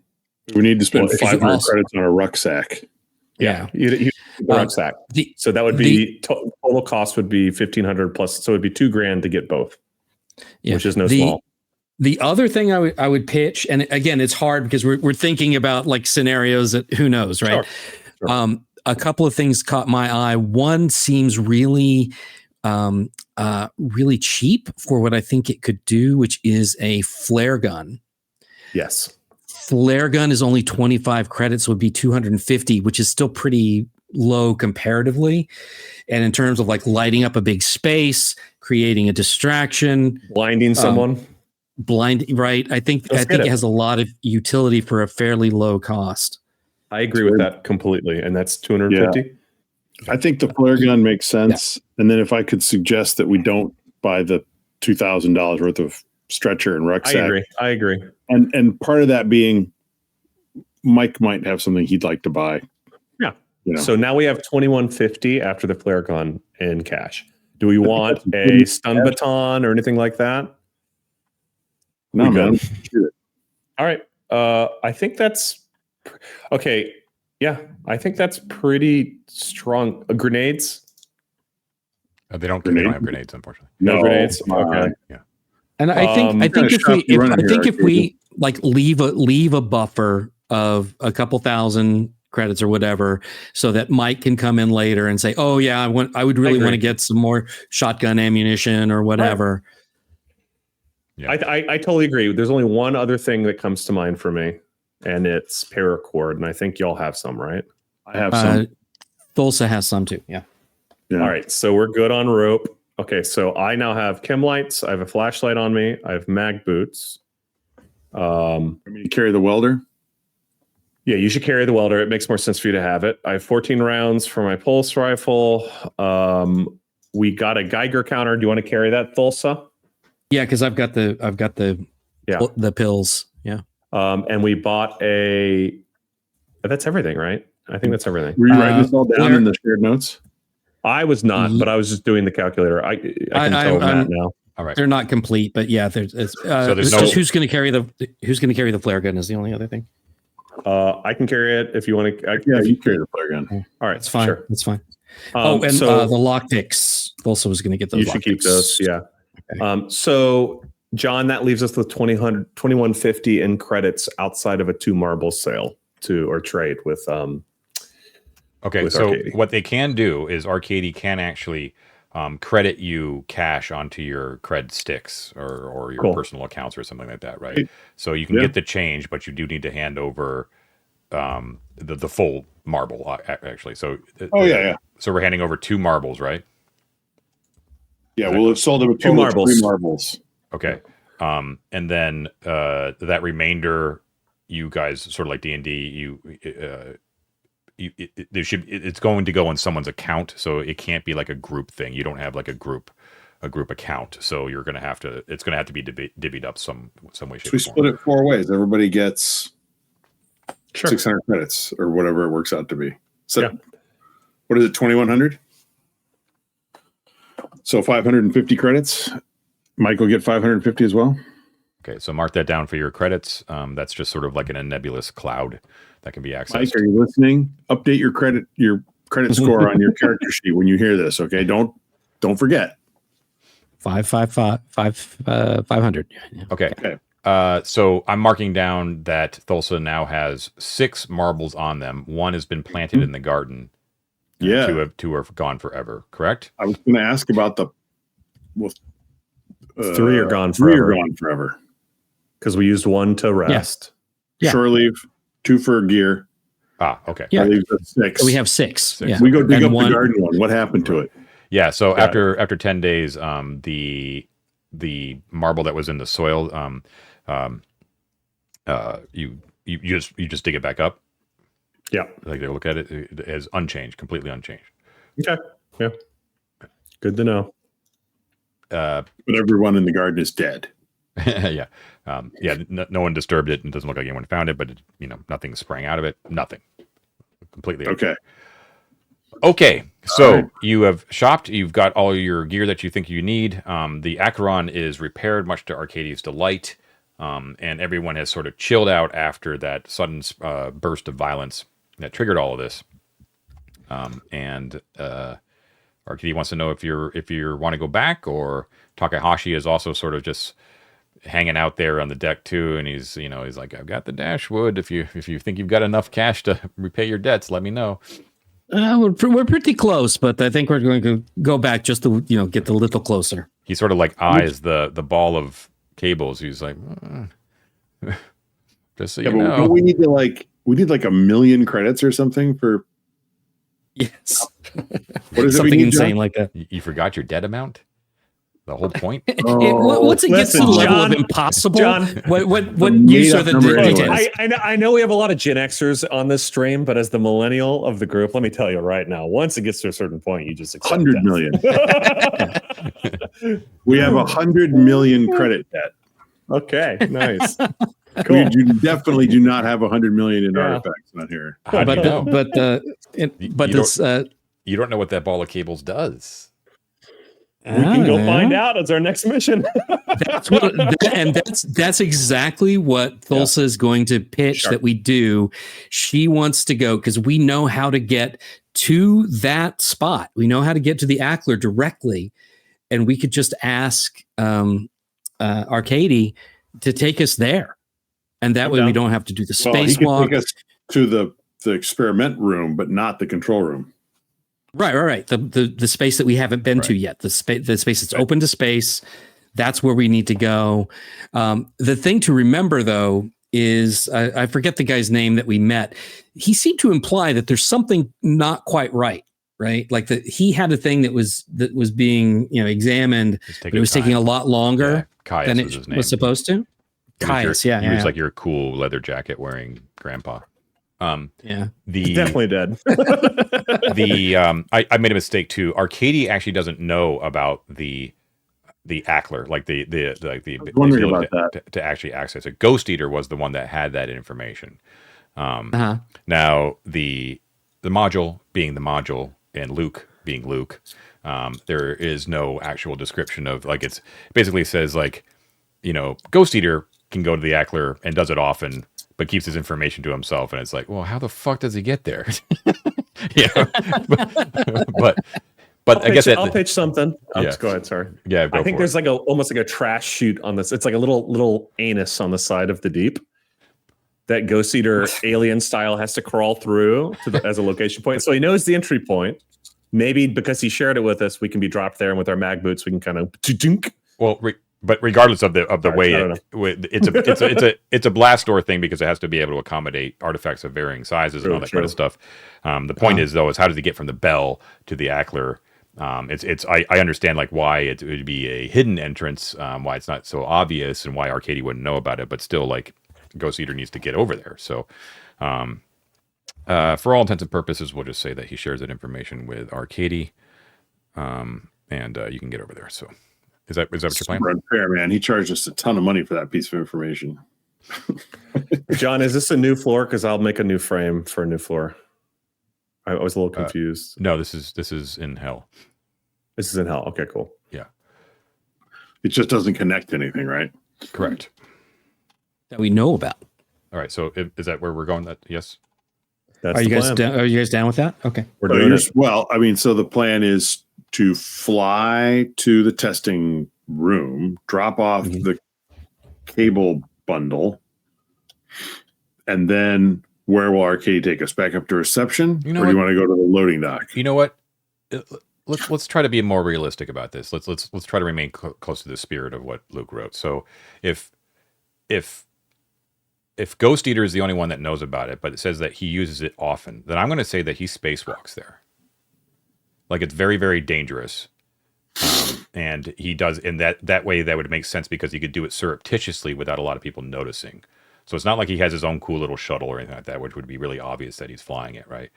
And the A.C.L.E.R is a very powerful room, so I think it would make sense that it's a little bit difficult to get there. So let's say that he's willing to take you there. He's willing to guide you there. He knows the proper way to do it, and he can guide you, but you do need to actually have the balls to spacewalk a pretty decent distance. I'm down. We got those mag boots, baby.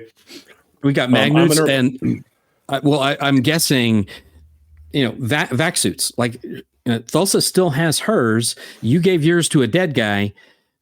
I have two because we took one back from the deep, and I had left my original vac suit from Crader creation in the bell, which is what I gave that.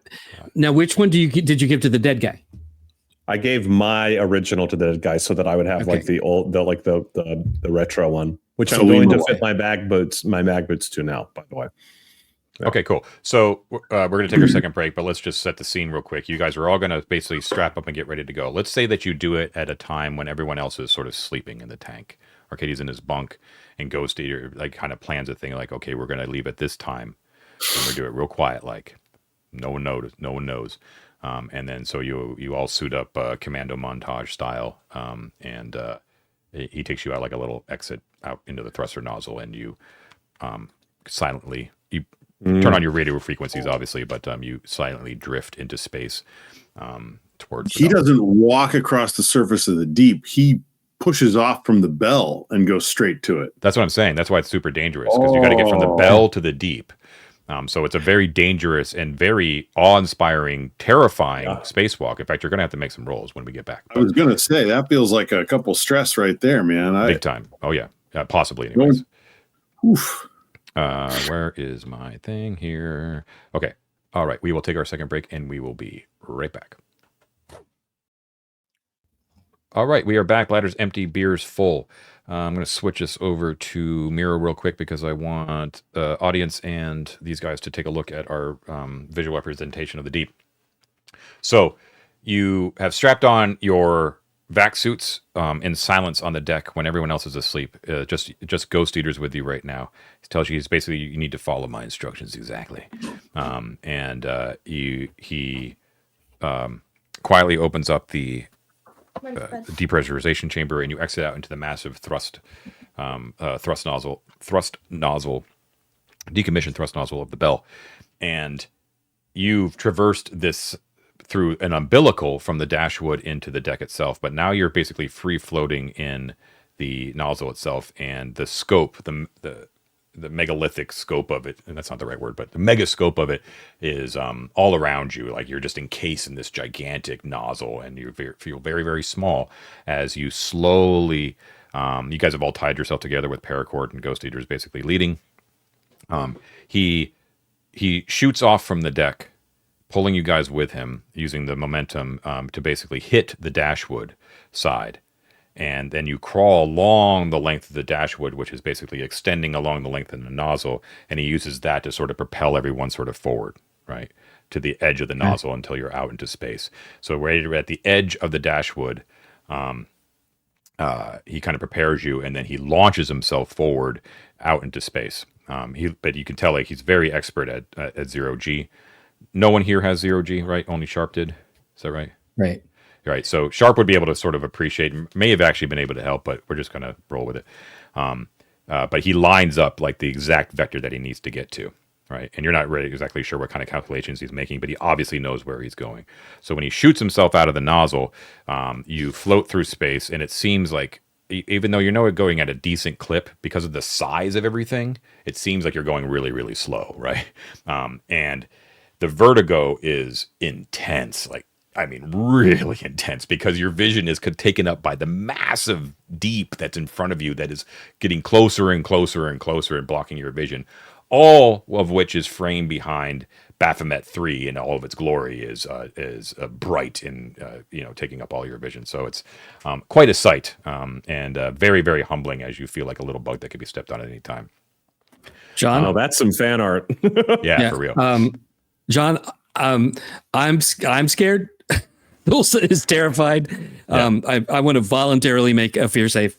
Yeah, it's going to be fear safe for everybody, terrifying. definitely, please. Yeah. Okay. Well, you're going to get a disadvantage because I'm there. Yes, yeah. right. Thanks, David. Yeah.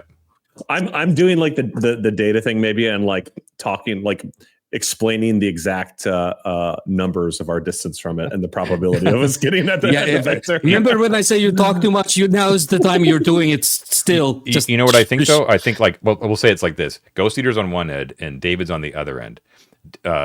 David's not making anything easier, but Ghost Eater is, because of his cool nonchalance and professionalism. So let's say that Ghost Eater is going to cancel out David's disadvantage. So you can just roll. Everyone can roll normal fear saves, please. Matt, you first, then Ted. I just don't look. Matt, then Ted, then me. I rolled already while we were talking, and I already failed. I failed twice, so I know it's 29 over 19. So okay, so you're gonna go up by one. Put that stress right back on there. And while we're doing that, I'm gonna go tuck that kid in, and I'll be back in just a minute. Okay. All right, Hubble, time to earn your name. All right. I gave the uncaring and indifferent stars, John. Yes. Focusing on my target. My fear save is a 44, and I've rolled a 10. Oh shit! Nicely That's done. You got to get a good fear save. Ice cold Hubble. Yeah, there you go. All right, I have a target of 88 fear, and I roll. Watch me fail. Oh no, but close. I get a 60. Okay. I got double zeros on the 60. That's It's just a 60. Yeah. It's double digits. Yeah. Wait, you got. I got a 60, not a 66. I was forgetting the crit. Yeah. Okay. Cool. So, David and Hubble remain cool as cucumbers. Thulsa has one moment where she jerks on the paracord and sort of whips around, and you guys have to kind of comfort her a little bit until she calms down. But you can continue onward, and you are going to go somewhere like in this area, like right here. All right. Is in the taint of the deep. Yes, exactly. Above engineering support, but below the factory, right? So this is level 4, which is hell, which you have been to before. Interestingly enough, if you remember on your journeys in hell, you actually never entered the actual human emulation labs, right? You were in some simulation suites, but never into the actual labs, even though you saw the entrance, but you were like, no, thank you. So you approach what is in the deep shadow underneath the factory level. There is a very easy to miss a set of doors that are blast doors, wide enough for a shuttle, like the Acheron could fit in there, but not the Dashwood, for instance, right? And you hit that, and there is like an override on the outside or something like that, and Ghost Eater hits that, and it opens up the doors silently, and you enter into the famed, notorious A.C.L.E.R. All right. For those who may not be aware, because we keep calling this is the Artifact Comprehension Labs Experimentation Room, the A.C.L.E.R. A.C.L.E.R. As opposed to the Artifact Comprehension Labs Observation Room, which is the A.C.L.E.R, which is where they met Caius, and as far as they know, is still residing there. And that is where all the screens are that spit out, that monitor what's going on in the A.C.L.E.R and also spit out readouts and analysis of what the machines in the A.C.L.E.R are doing. So you enter in. Now, let's see. I'm just gonna say 5x5 to Ghost Eater once we get in there.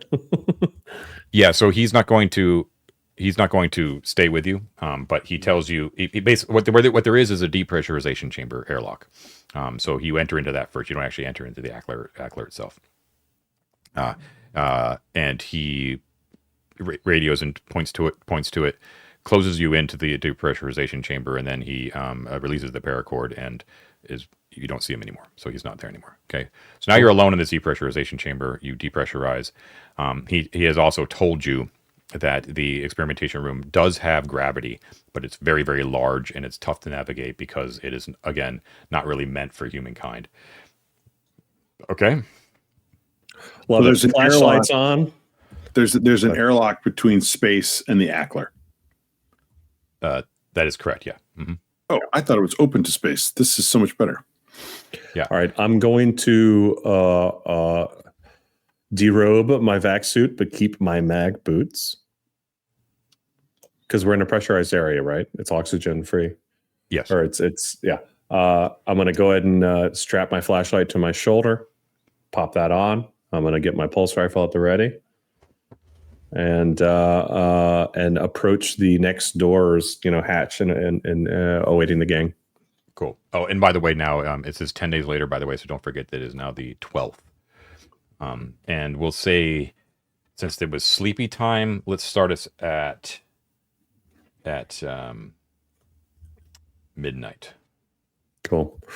One other thing I'll do, although I don't think I'll be able to hear through the bulkhead, is I'll just go ahead and put my ear up against it to see if there's any large thrumming or industrial sized sort of noises that might be penetrating. Yes, you can definitely hear and feel vibrations through the door.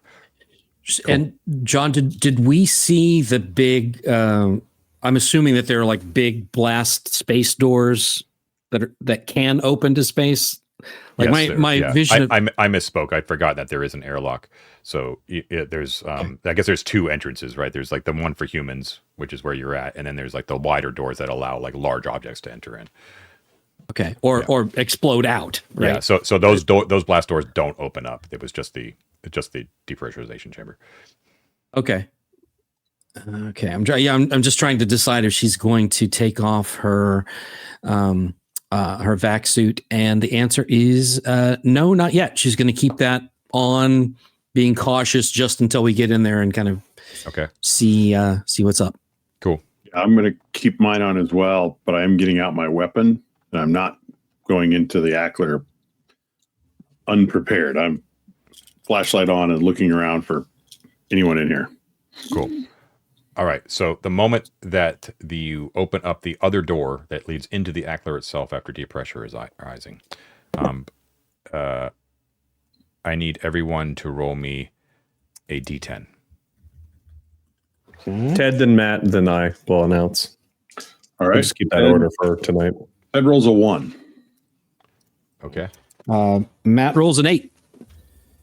David rolls a 9. Okay. Your bends increase by that amount. Fuck me. Oh, man. That spacewalk did me good. I have a 17 bends now. Oh, man. Okay. 34. Yeah. Yikes. So you quelled your stress You handled it pretty well on the spacewalk over, and you were sort of blown away by the beauty of what you just did, and you're feeling good after your rest, and then it all hits you all at once. When the doors close behind you, it's like, shit, we're back on the fucking deep again. Same feeling I get every Monday morning at 9 a.m., y'all. Exactly. The crushing weight of reality of where you're at hits you once again.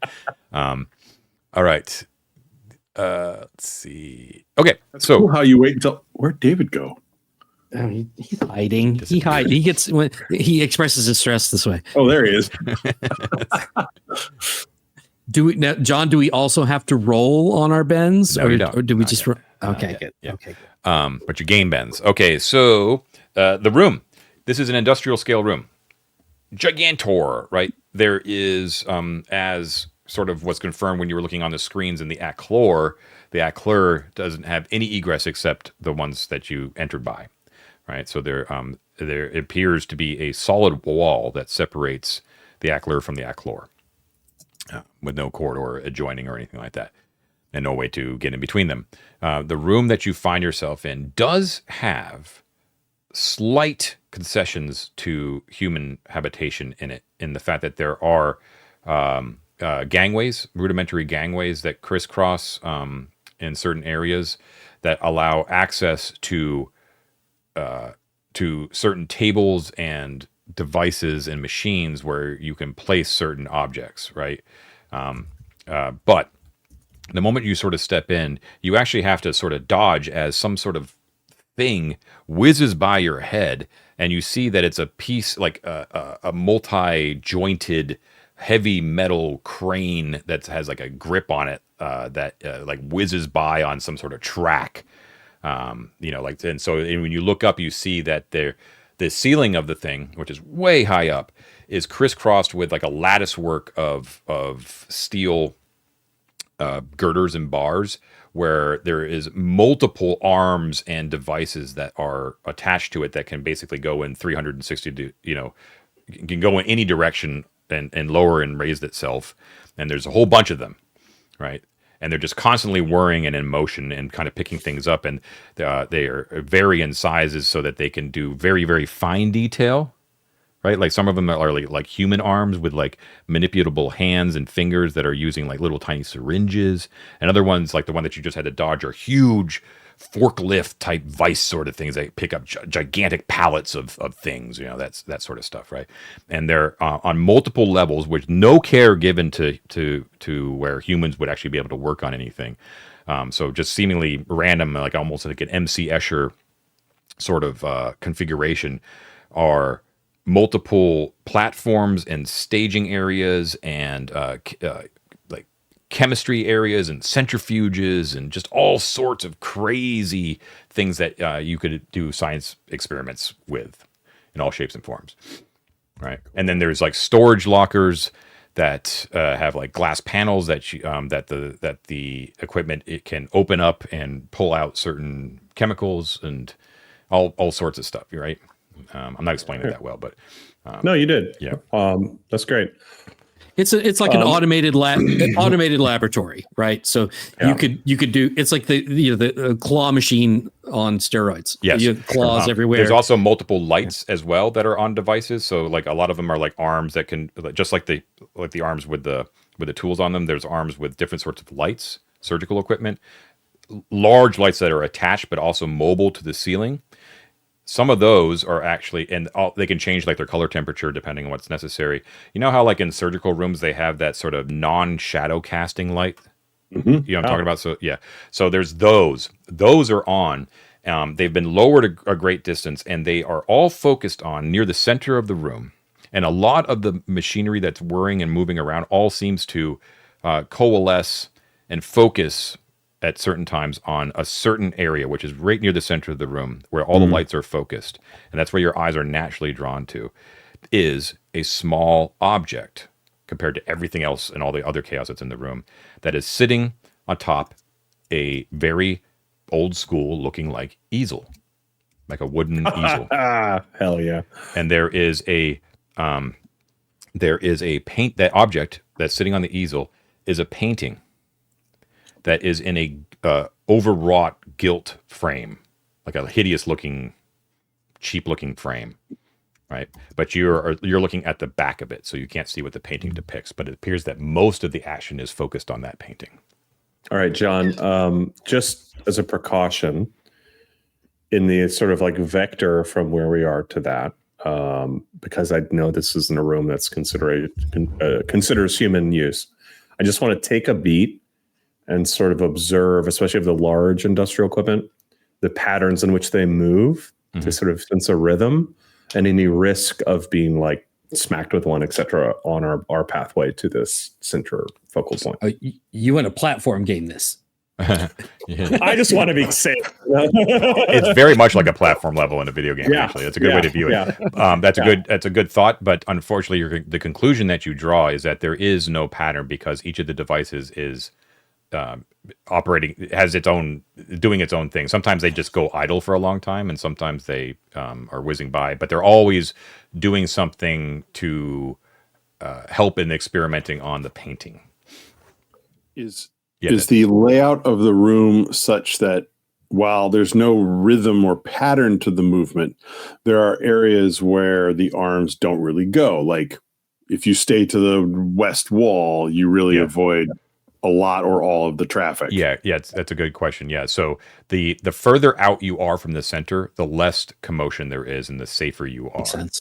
Yeah. Okay. Yeah. And so we would glean from all this commotion that there is an active investigation going on. Especially because the lights are all sort of focused on this one thing in the center. It's very obvious that there is that painting on the easel, that is an artifact, and that it's something that Caius, or maybe it's not Caius anymore, someone else has put there, hoping that it's an artifact and is looking for confirmation. Yeah. That was actually the question that I wanted to ask, John, is when we were with Caius in the observation area, we never saw the object that he was having tested, correct? No, I don't think we did. Yeah.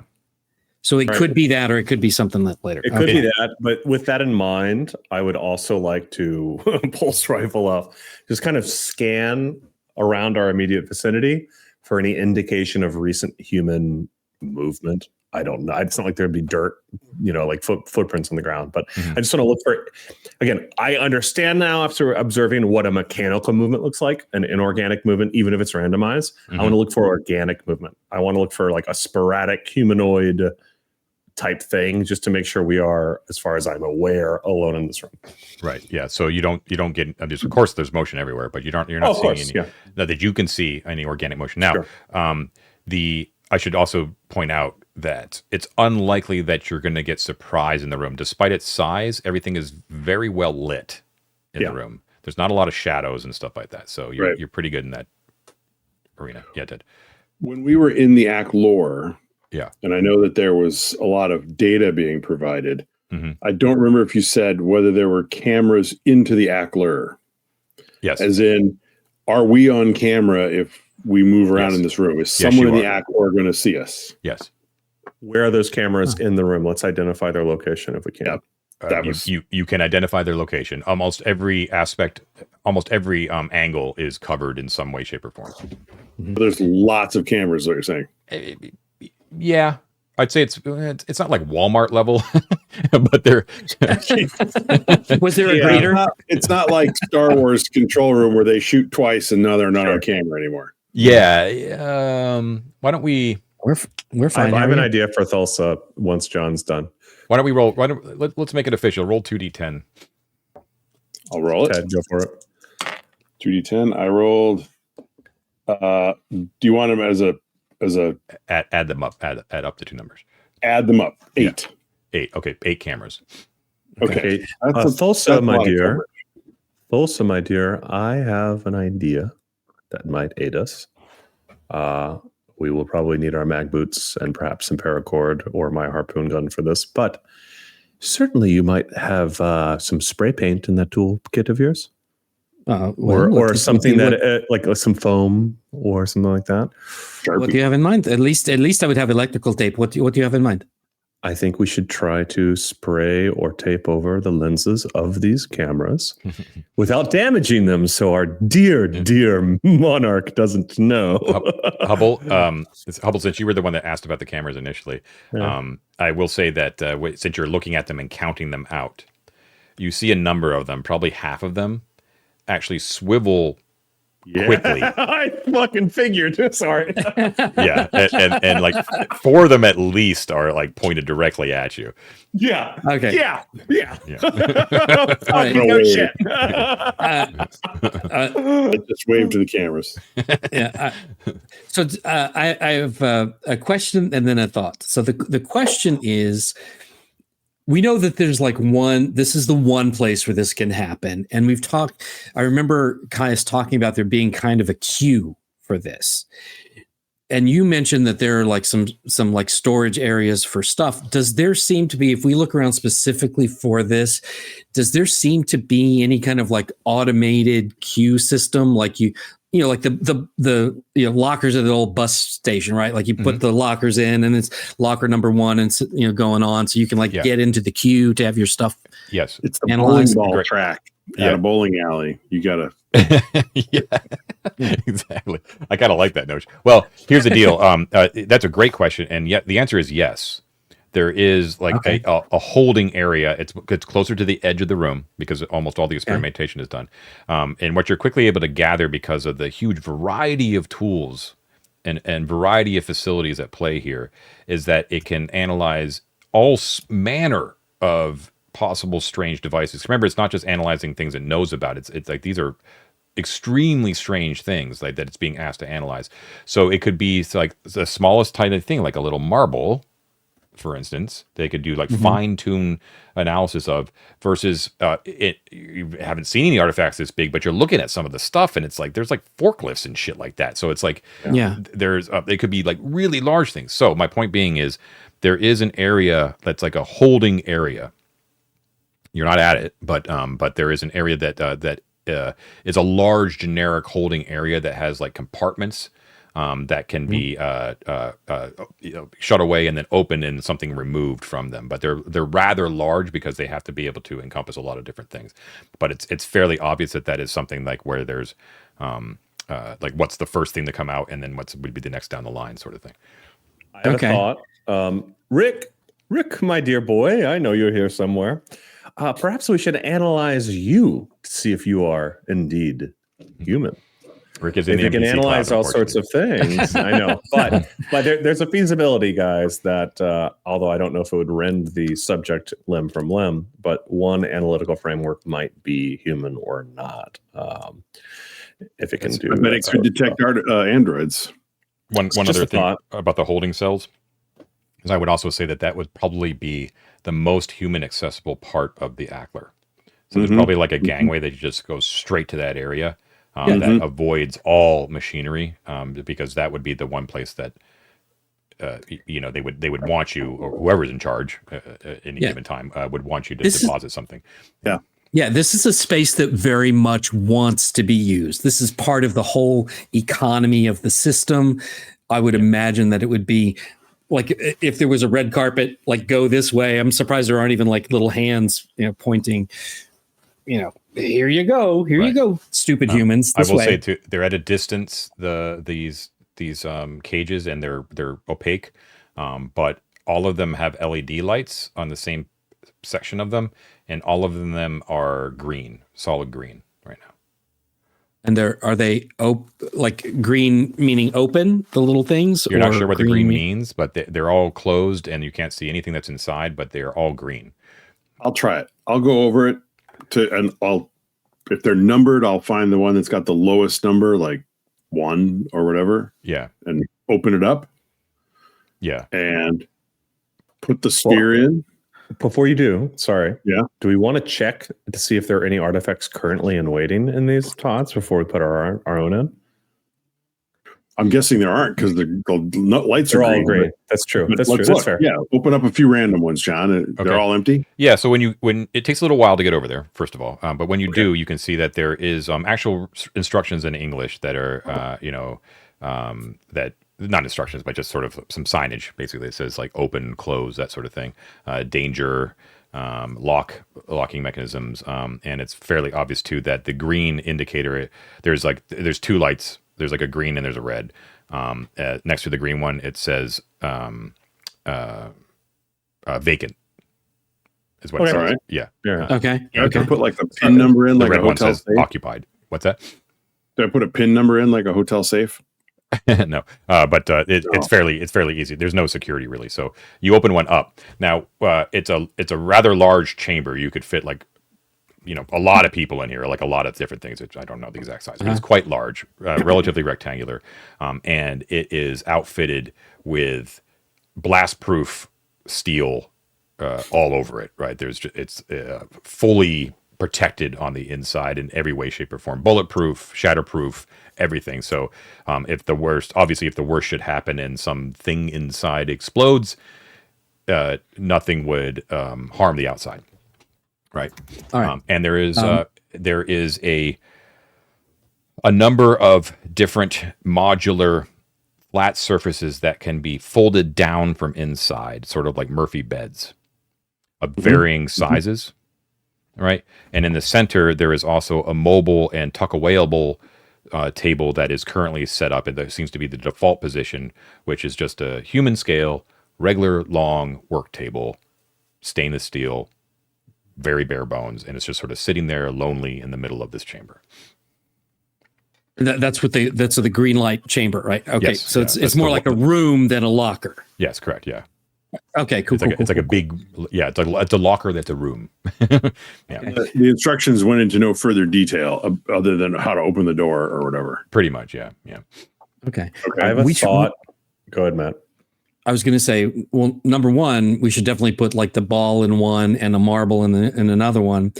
But while we're kind of experimenting with these things, Thulsa's going to look at the nearest camera that was pointed out, and she's going to kind of wave at it, and then she's going to like hold up a hand, like, number 2. She's going to hold up number 2, and on her comms, she's going to go to channel number 2, so that there's a link there, and she's going to ask to see if Caius is there. Hello, Caius, or is anyone there in the A.C.L.E.R? Just checking to see. We are down in the A.C.L.E.R, and you'd mentioned that something was taking a little long. Just checking to see if you're there, Caius. We met earlier. I think you remember me. Nothing happens. You just hear crackling on the other end for like a good amount of time. Right before when you're about to give up or try again, it crackles on, and you hear like a tut, tut, tut. Hello, and it's Caius's voice. Oh, hi, Caius. It's good. It's good. Well, I can't really see you, but it's good to hear your voice. It is you, Thulsa, right? Yeah. I see. I see you. What are you doing in the A.C.L.E.R? Oh, well, we have a couple of things that we want to get in the queue to get them checked out. And, I just remembered that you were having some trouble with one of the things was taking a little long. We see that they're kind of working on the painting. Is that your thing? He says, yeah, it is, but don't touch it. You're going to screw everything up. And then he's right in the middle of speaking, and then there's a crackle. And on the same frequency, you hear, "Pardon the interruption. May I ask, what are you doing inside the Artifact Comprehension Lab's experimentation room?" Oh, hello. Nice to talk to you. It's been a little while. Yes, we just have an artifact here that we would like to get checked out. So we're following all of the rules, and we'd like to partake. We just want to make sure we're doing it all correctly. Your particular crew is quite troublesome. I had thought I had seen the last of you. Please be aware that there is a troubleshooter squad actively hunting you down as we speak. Best of luck. And it crackles off, and then Caius comes back on like mid rant, and he's like, "Again, don't fuck with the painting. I'm almost done. It's giving me the readouts I finally want." Okay, we weren't, and yeah, that's the okay. Yeah, we just wanted to be in the queue, and now we're kind of screwed. You can put it in the think he heard Monarch. put it in the queue, then get lost. You're gonna get yourself hurt with that machine. You're gonna screw up the calibrations, and all my work that I've been sitting here for days doing is gonna go for naught. No, we're not. Don't worry, we're not going to touch it. In fact, I think we're going to get the fuck out of here as fast as we possibly can. Okay, he says, "Okay, then over and out." Click. All right, gentlemen, on a different channel. 33. Maybe I've played too much Escape from Kharkov, but I'm certain Monarch can hear you if you're on comms. Yeah, so maybe I won't be on comms. I don't have a vac suit on, so I can talk normally. Monarch can probably hear me on a camera. Yeah, I can. Yeah, there's oxygen here too, so you guys can take off your masks and everything if you want. Yeah. So here's if you want to talk, maybe I'll hand signal. Let's do a huddle. Our visors. Let's do a huddle. Yeah. Huddle. Okay, we're really close. Huddle. All right. Huddle. We don't have an easy way out of the A.C.L.E.R. We're going to walk. We have to walk, of course. We do know it's been 10 days since our dear friend put this in, and it had been several days since he had tried Friar. One, I don't think that's him. Full stop. We saw his body, I assure you, in that elevator. Two, our best chance of survival may be, and don't panic when I say this, disengaging the lights and the cameras in this room and hiding in the dark for anyone who might come. It's a huge room. There's so much industrial movement that us being seen moving or heard is incredibly improbable. And if we want our things scanned, hanging out while that is done, or seeing the result of this painting, if indeed it ever is scanned, might be our best bet. Leaving right now, I'm not confident about. But setting up a trap, it might be our best bet. No lights, no cameras, no action, they might say. Oh, speaking of which, we're tied into that whole plan there, David. Sure. Ghost Eater would have given you the info that should you wish to return to the bell from the A.C.L.E.R, your radio comms will reach the bell as long as you are in the pressurization chamber. That's good to know. And then he can come over, but it'll take a little time, obviously. Yeah. Yeah. I'll say this, just like in addition to that, talking out of character. If indeed Monarch isn't just threatening us again, because Monarch is aware that team came in, whether the team has been issued the orders to search us out or not, or Monarch. And that was 4 days ago. Whether they're actually hunting us, or Monarch is leveraging the knowledge that they know we might have to scare us, we don't know. The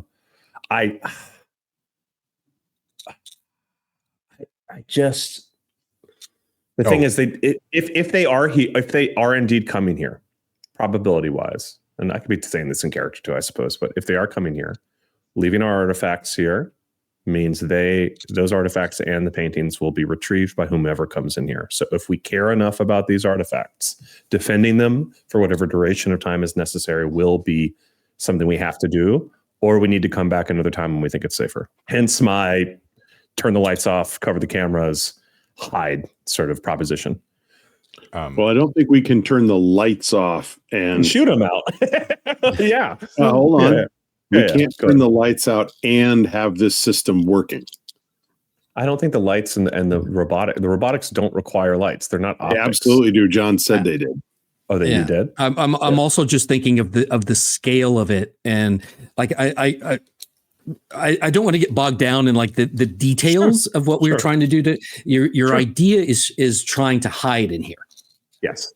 Right. Like that's the idea. Hide from the eyes of Mother and hide from the eyes of anyone who'd come in, essentially. So there's plenty of places to do that with the lights still on. Not so much shadows, but there's just tons of stuff to hide behind. Right. So you could definitely, you could hide in one of these cubicles. I thought about that too. Yeah. I want to make just a real just talking about Monarch. After Monarch flips, turns off her comms, fear saves. I think that's pretty sure. Yes, I think that's fair. That's fair. Nice. Same old. So disadvantage for Thulsa and Hubble. Oh yeah, great. Thank you. Am I really that close to him that it affects me? You chose this friendship. Yeah. Guys found me in a hallway. Yeah. There's that. Yeah. All right, Tad, what'd you get? Okay, I haven't rolled yet. Fear save of 44, rolling at disadvantage. I rolled a 44 and a 53. Now I need to look that shit up. Is that a pass? Well, disadvantage. Oh, he rolled a 52, Disadvantage so is the worst one. Yeah. Yeah. So I take the worst one. Oh, you take the worst Yeah, one, you right? failed. Right, yeah, okay. Yeah. Well, no, But we need to boy- check because the 44, if it's a failure, is a critical failure. Oh. So hold on. Wait, no, that would have been a pass, right? That's Wait, my but exact save. Hold on. Yeah, that's what I need to find out. I have to remember. Oh, I see what you're getting at. Yeah. If you roll less than your save, you succeed. So you hit it, which means you failed it. So the 44 is actually the worst roll because you critically failed. Oh, Okay, I'll figure that out in a second. Matt, go for it. I did not critically fail, but I did regularly fail with a 79 over 19. Okay, cool. Delphons, you're going to take a stress, You think? and then I want you to make me a panic check. Ooh. So you're going to roll Panic check. a d20, and you want to roll greater than your stress. If you hit it, you fail or lower. Okay. I rolled a natural 20, John. Oh, you killed it. No problem at all. All right, that was your All right, penalty I will for take crit stress. failing, but you're fine. Okay, but you do take stress. So Android. Well, my perfect stress score. so stresses right now. I have David at 3, Delphon's at 4, and Thulsa at 6. That line up with what she's got.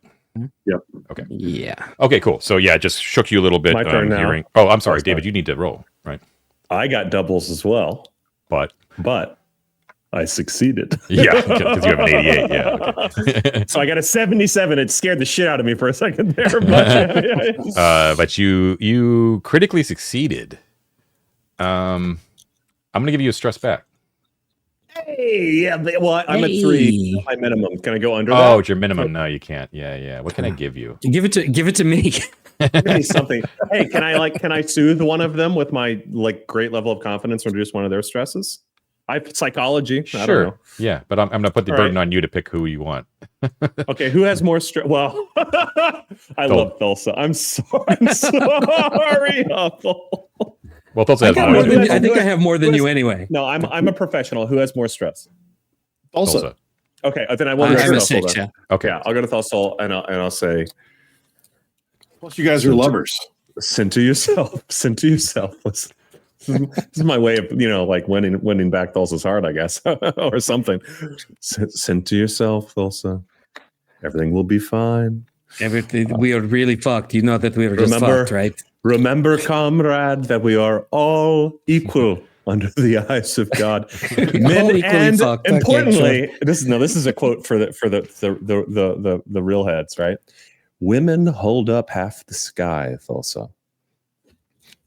All right. Well, I like that my half of the sky's about to come falling Which down. point So Hubble is going to get say, ready you for that." realize we're in space, right? There's no It's all sky, baby. All right. Well, we are at the end here. Should we leave it here before you decide what your? Sure. Yeah. Yeah. You still have a lot of options, so I don't think that we can actually settle on Yeah. one particular thing. That's a good spot.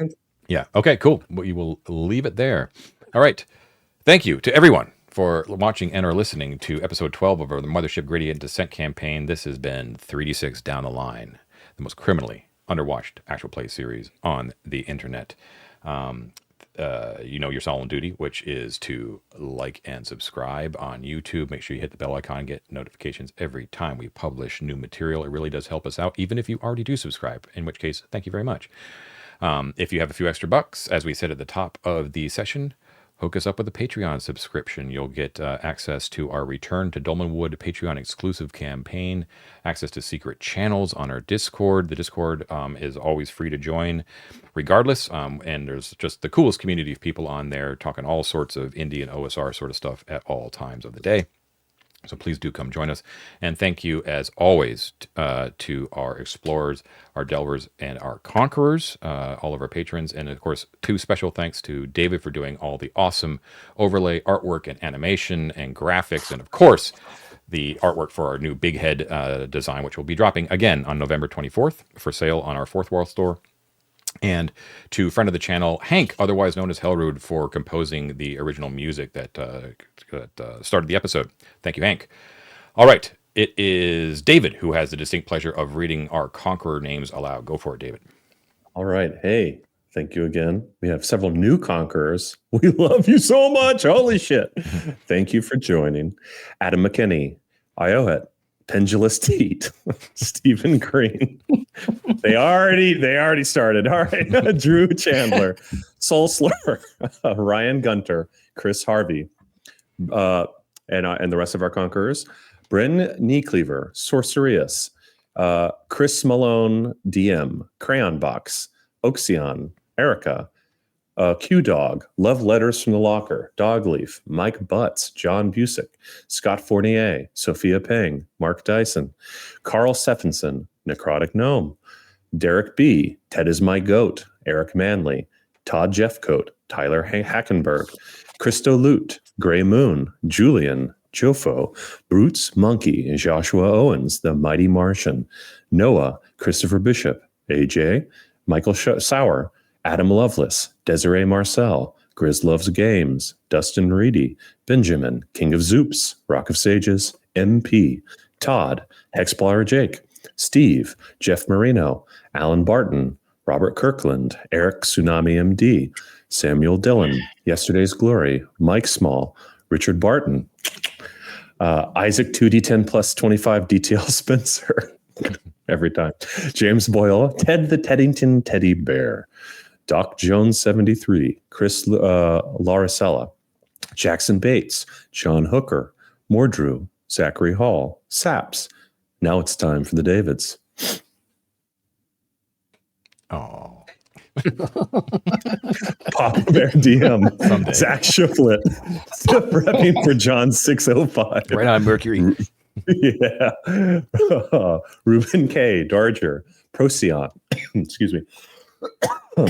Dakota Nielsen, Cam, Stephen Casenberry, John and Law Logan, the Kabrowskis, Bruiser, Magic Meat Machine, Nakuna the Amused, Nick, Jeff Szymanski, Mando and Z, Boo Shawareb, Jimbo WA, Ted Gast, Eric Lawson, Crunt, Andrew Schroker, Adam and Nora, Jason Jones, MM, Michael Schilling, Stefano Di Maiolo, Ash Gabriel, Chongus, Those Bad Ass Hexplorer Twins, Arno, Iona, Michael Walker, Mother of Romulus, Han Dandler, Sean Ellis, Summer and Toast, Too Rude to Ishvin, R. Cabral, Scott Yearsley, Mechjack, Kick Maniac, Tom and Eric Gerritsen, Matthew Mattis, Mads the Danish Matt, Honorary Matt, and the rest of our lovely Matts, Matt Walsh, Matt Mason, Matt Koenig, and Matt Young. Thank you all so much. It means the world to us.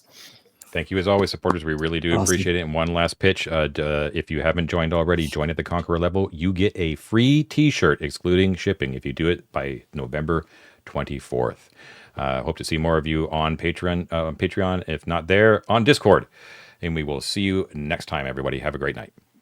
See you later. Thanks, Thank you, John.